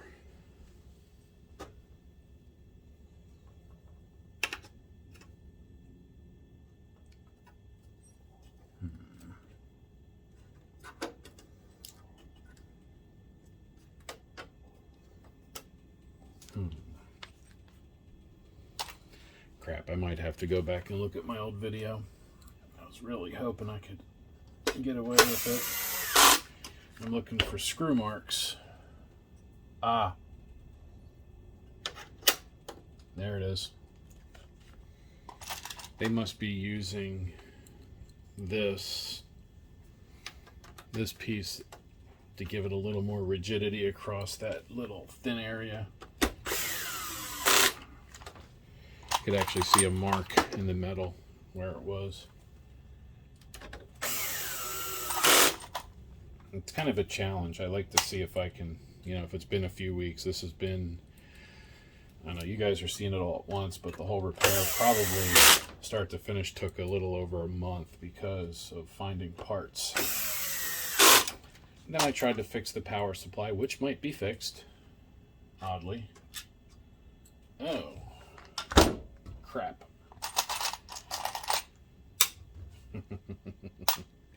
Oops.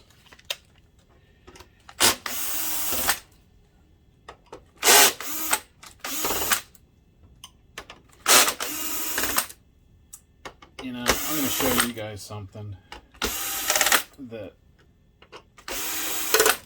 I should have paid more attention to. Not a big deal, but I'll show you.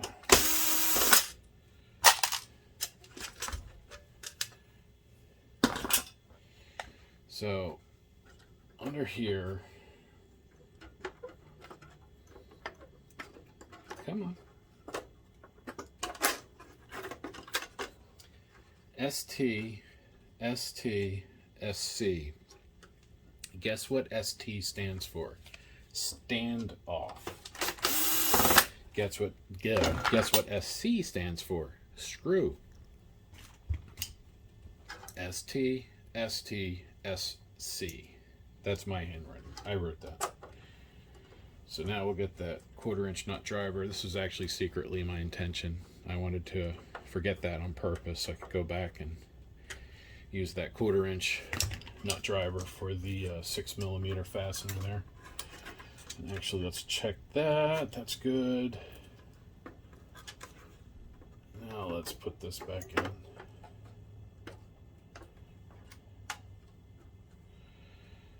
Good. Oh, let's get that out of the way. Set this all over here. It's going to go around there.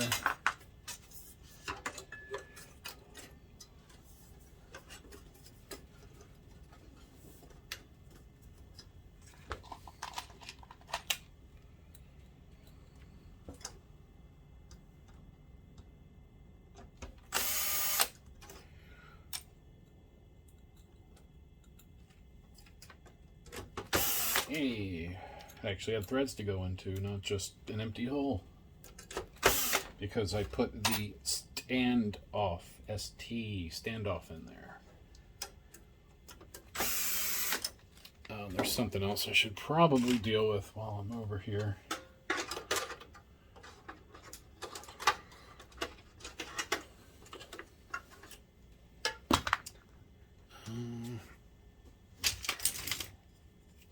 There's a wire.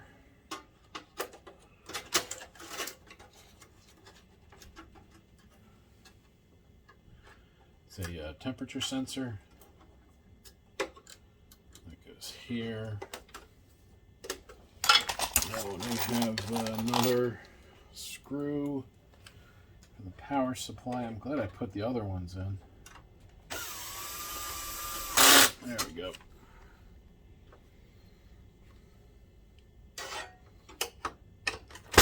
Yep, good.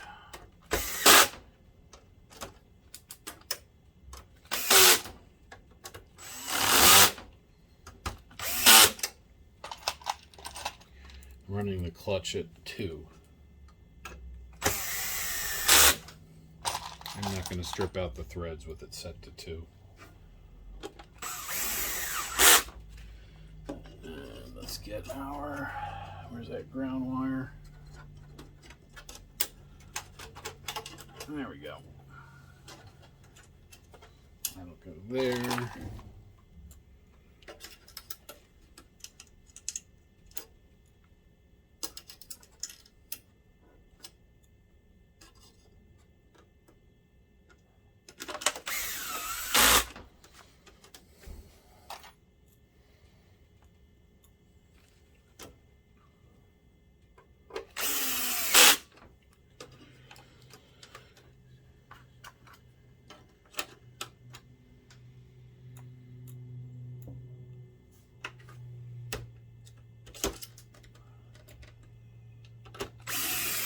All right, good.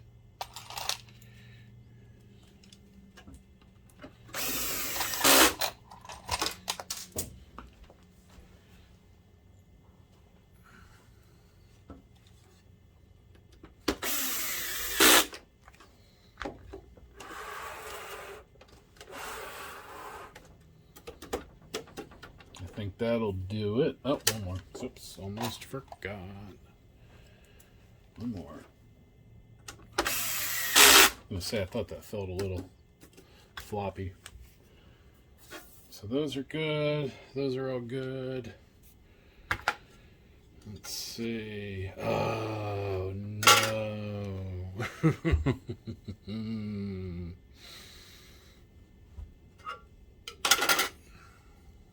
That goes. Yeah. Yeah. I think so, at least. I'm pretty sure that goes all the way down over that other fan. Yeah. Oh well. I'll be back. And video magic, we're inside. This goes here. It's pretty important. It helps cool the DMD, so kind of needs to be there. And that would have left me with an extra screw, which is no good. Alright, and then, yep, 1, 2, 3, 4 is good. I cleaned that heat pad up, so that's a little better now. Let's see, we can put this back down.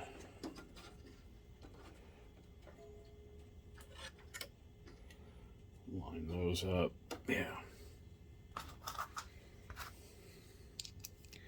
Then we'll put the 2 standoffs in first.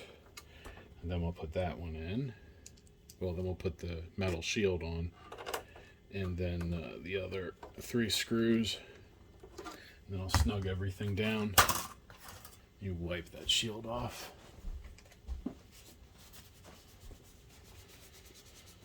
This thing was pretty dirty. Not terrible, but dirty. Like that.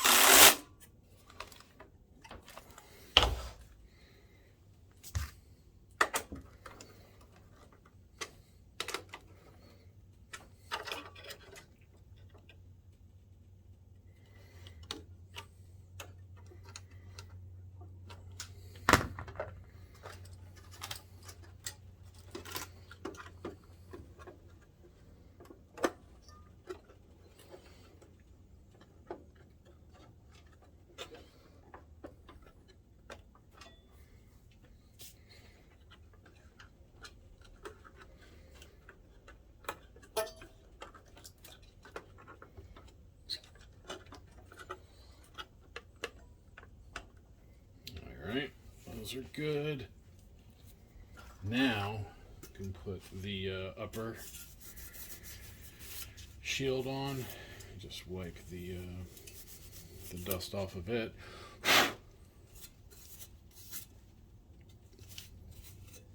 All right.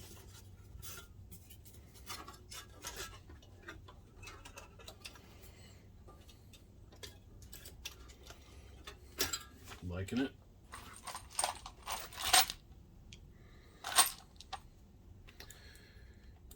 First screw I will put in is going to be the center.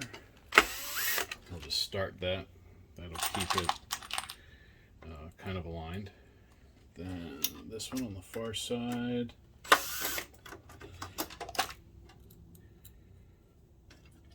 Get that ground wire.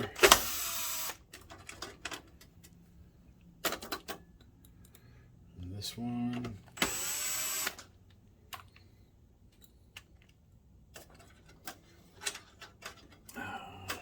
Plug. Oh, forgot to plug in a wire. Let's see if we can do that as it sits, or if I have to open it up. Not easily. Yeah, let me just do it that way.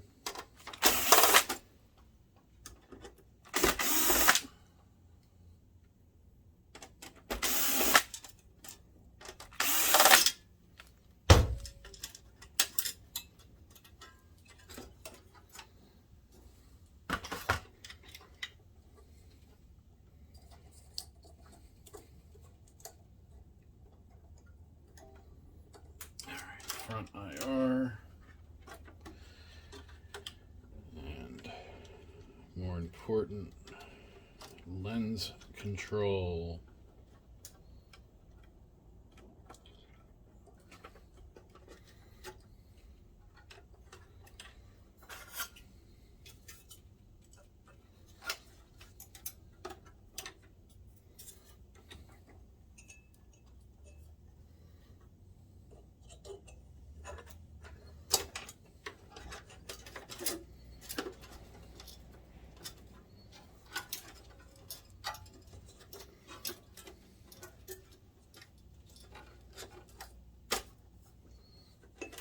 Yep.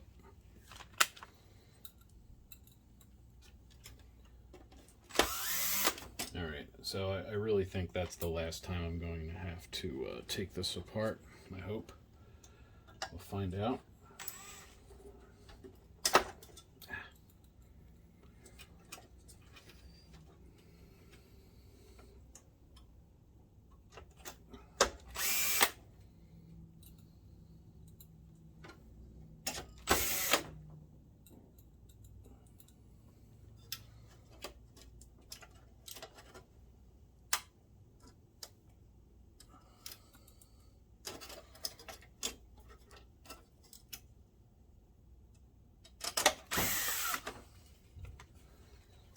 Good.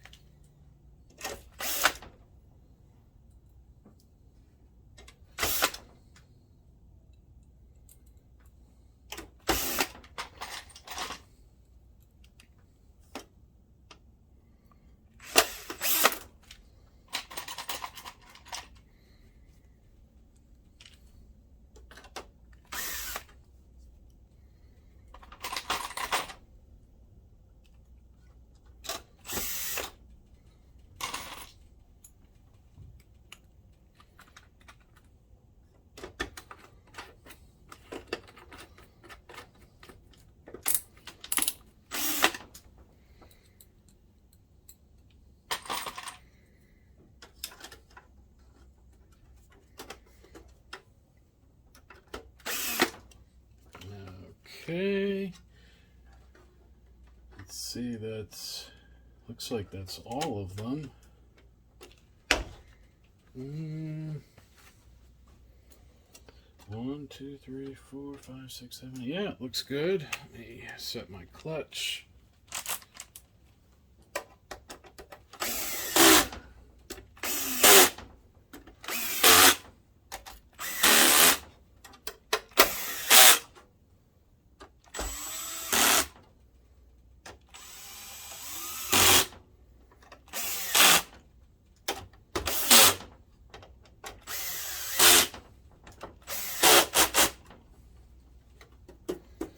I like it.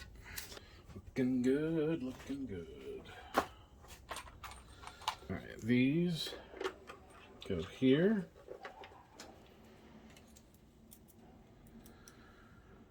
But I don't recall.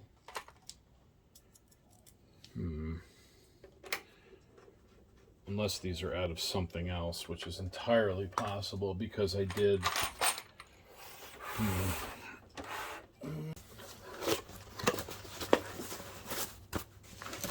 So my test lamp is not using it. It's a junk lamp. I mean, burned out. It's just not worth using. Instead, I have a replacement lamp right here. It's going to go like that.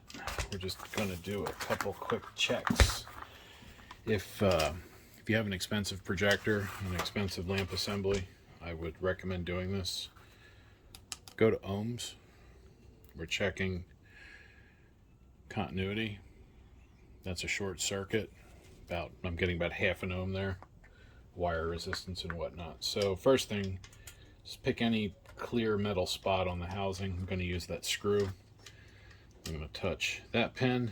I should get no change on the meter. And touch that pin, should get no change on the meter. OL, overload, out of range, however you want to say it. And then we're going to go across both pins. Not too tight because you can break that plastic inside the connector. So just touch them. We're just making sure there's no short circuits among any of those connections, which would be bad and cause what happened here. I'm just going to see how this looks. It's a little crooked, actually. Yeah. Sometimes these need to be adjusted.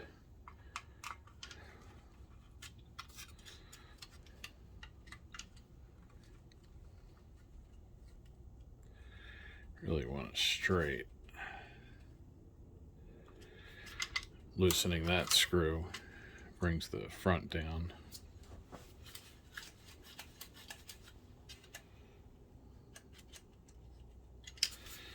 That's wobbly. So are these all tight? Yeah.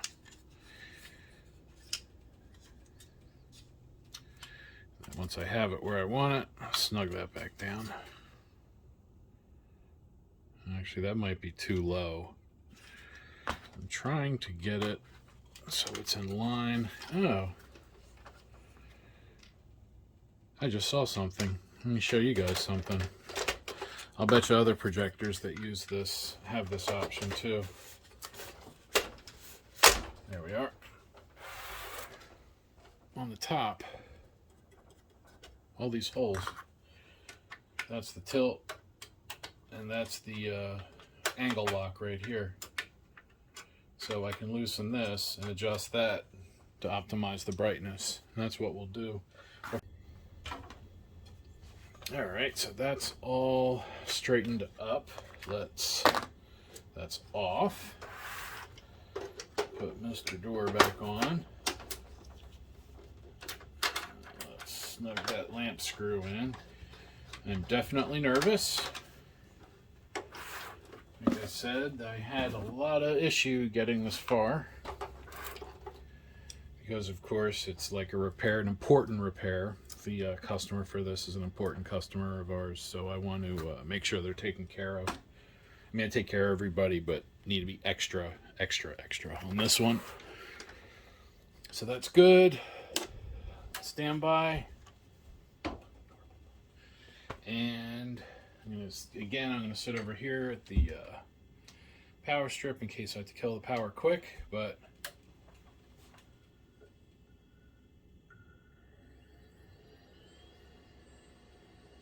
hey, no boom. No light yet, but no boom.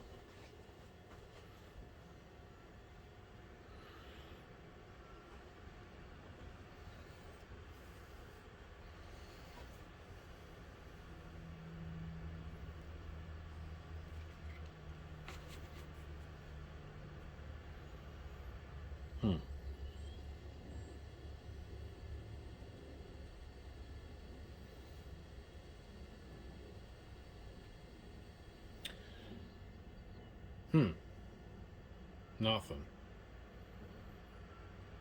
Color wheels are running. No light. I wonder if my ballast adapter was not successful.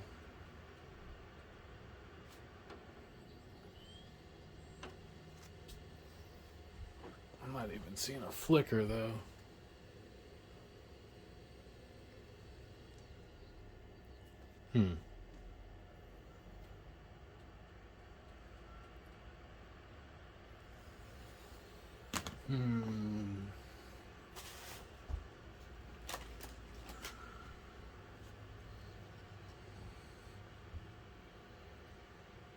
Might have to repair the original ballast because of that connector.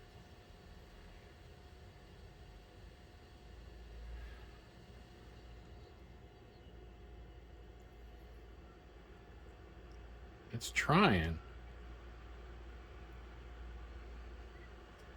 What am I forgetting? There has to be something I forgot.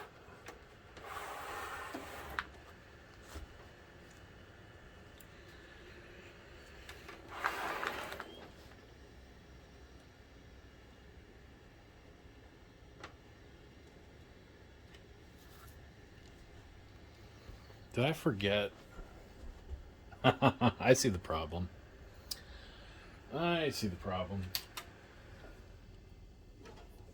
I see the problem. Yep. Let's see.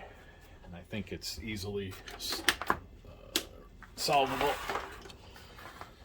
I don't know if you guys are going to be able to see it. See that white connector right there next to my finger? That should have a wire plugged into it, and it does not.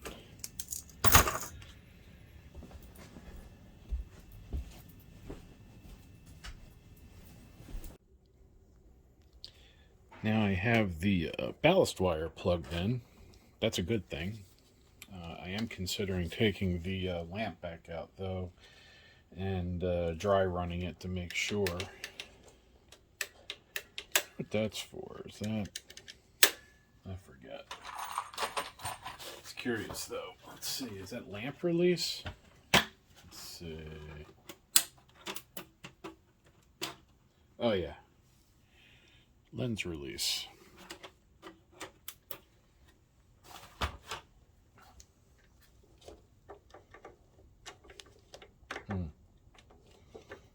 Wonder how that works.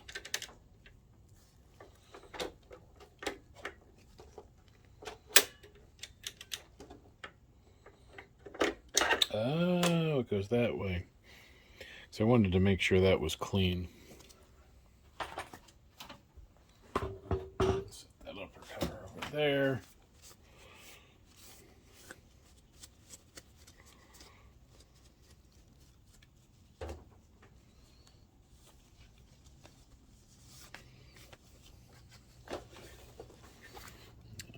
Right. There we go. At least for testing. That's good. So let's see, it's going to go back. There we are. Good. Remote. And again, I am a little nervous, but it's going to do what it's going to do. So let's see what happens. If we get a buzz and you see a flicker, you're going to know what happened. Good sign. Best sign, hopefully.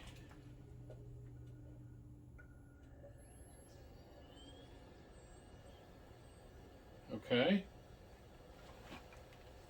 Okay. We have light. You guys can't quite see Optima, but we do. Let's see, menu.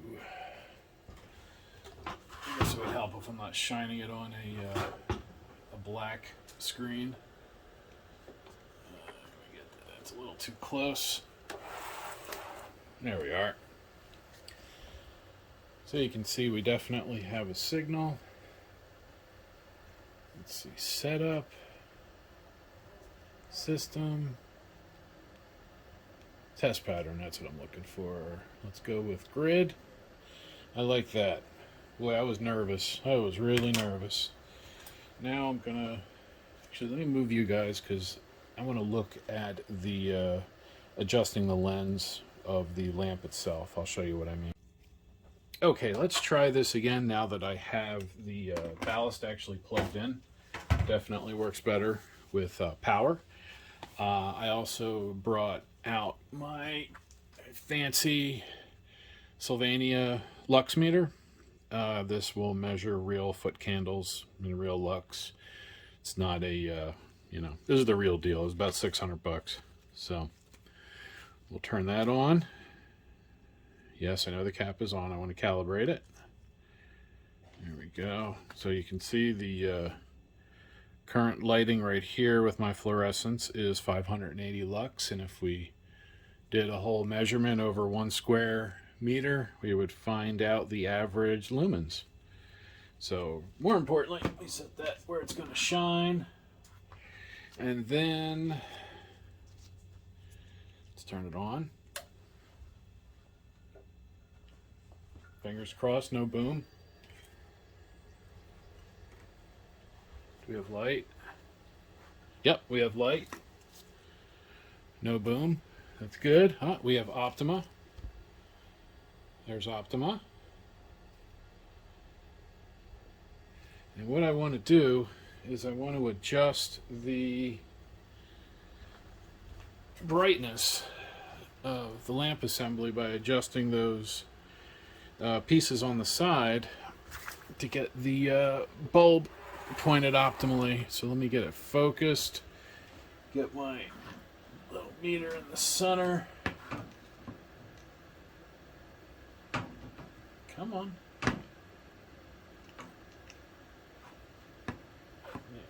Lean back tiny bit. All right, so I'm getting about 500 lux right there. Menu. Test pattern. Grid. White. That's what I want. So we're getting 2900, still creeping up. That lamp is still warming up a little. Should probably let it sit a moment. I just don't want the test pattern to time out. And then I'll show you guys how we adjust it.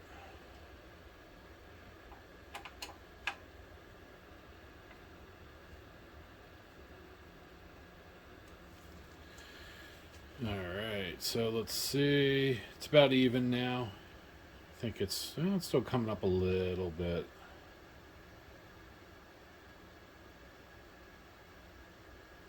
Alright, so now it's going up and down, so I think we're about even.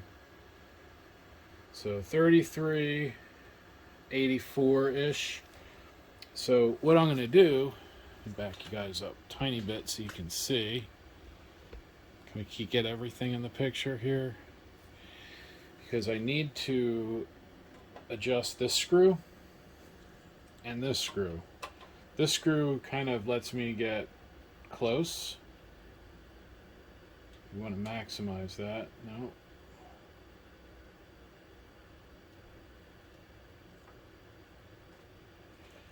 Back this one out. Bring that one way out, so I got plenty of room. So let's see, 36, 37,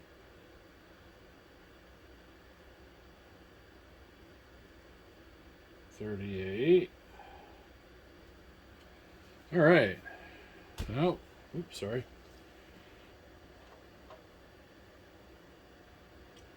Back that out a little more.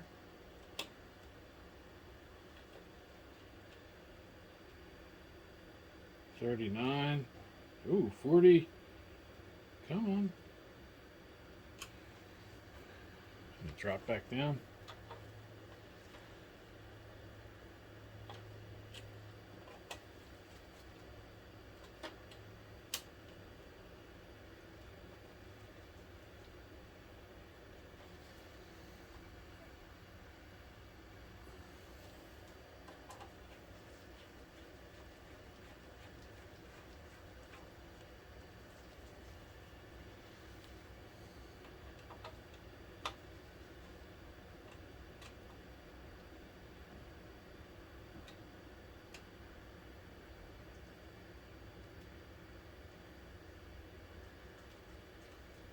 Alright, that looks to be about the max there. And I think that'll work really well. So we got about 3700 lux up from where it started. I'm just going to play with it a little and see if we can get it better.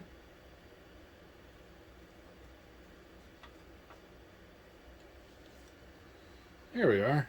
So about 37, yeah, that's about where we want. So we'll go with that, and then I will just drop that other one just so it snugs it and keeps it from moving. That's pretty good. Signal, I should probably, should definitely put a signal on it. Now, of course, it's that terrible old video that I have. I really need to update that and get a better video. Who uses DVDs, you know? I mean, I'm sure people do. I don't. Anyway, let's see. Source.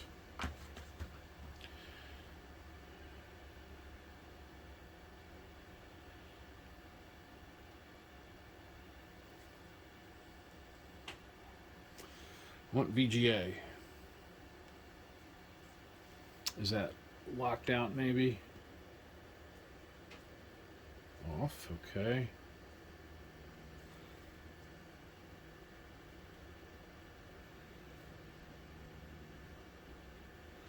Menu.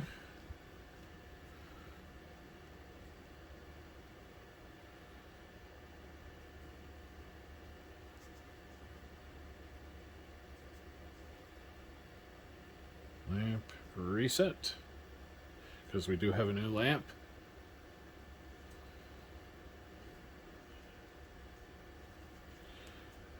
Setup, input, there we are, is what I was looking for. Need to turn the VGA back on because I'm using that.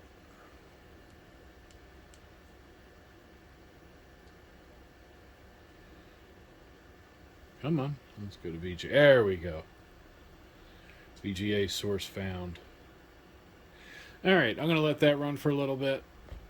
And then we will set the top on. I'm not going to bolt the top on. And then we'll bring it over and we'll test it in the long throw area and make sure everything's good here. So far it looks good. So I will be back in a bit. And here we go. We have that Optoma HD8600 running in the long throw test area. I have my fireplace video on there, which we will look at in a moment. But I have the top sitting on there. We'll put the screws back in afterwards. I'm not going to film that. It's, you know, the opposite of taking it apart. I'm going to run this for about 2 or 3 hours. Make sure we have no overheating problems. Make sure the lamp doesn't change brightness. All the normal stuff. I don't expect to see any problems at this point. I feel it's a pretty solid repair. We have replaced the power supply and the ballast, or repaired the ballast. Oh no, I replaced both. So we are good. So now I'm going to let the fireplace video play and get a couple hours out of it. It's always a good test video. Lots of motion, good color changes, all that fun stuff. So if you have any questions about the power supply or ballast in your projector, put it down in the comments. If you happen to need a lamp for this model projector, I'll put a link down in the comments. But most importantly, and of everything else, thank you for watching.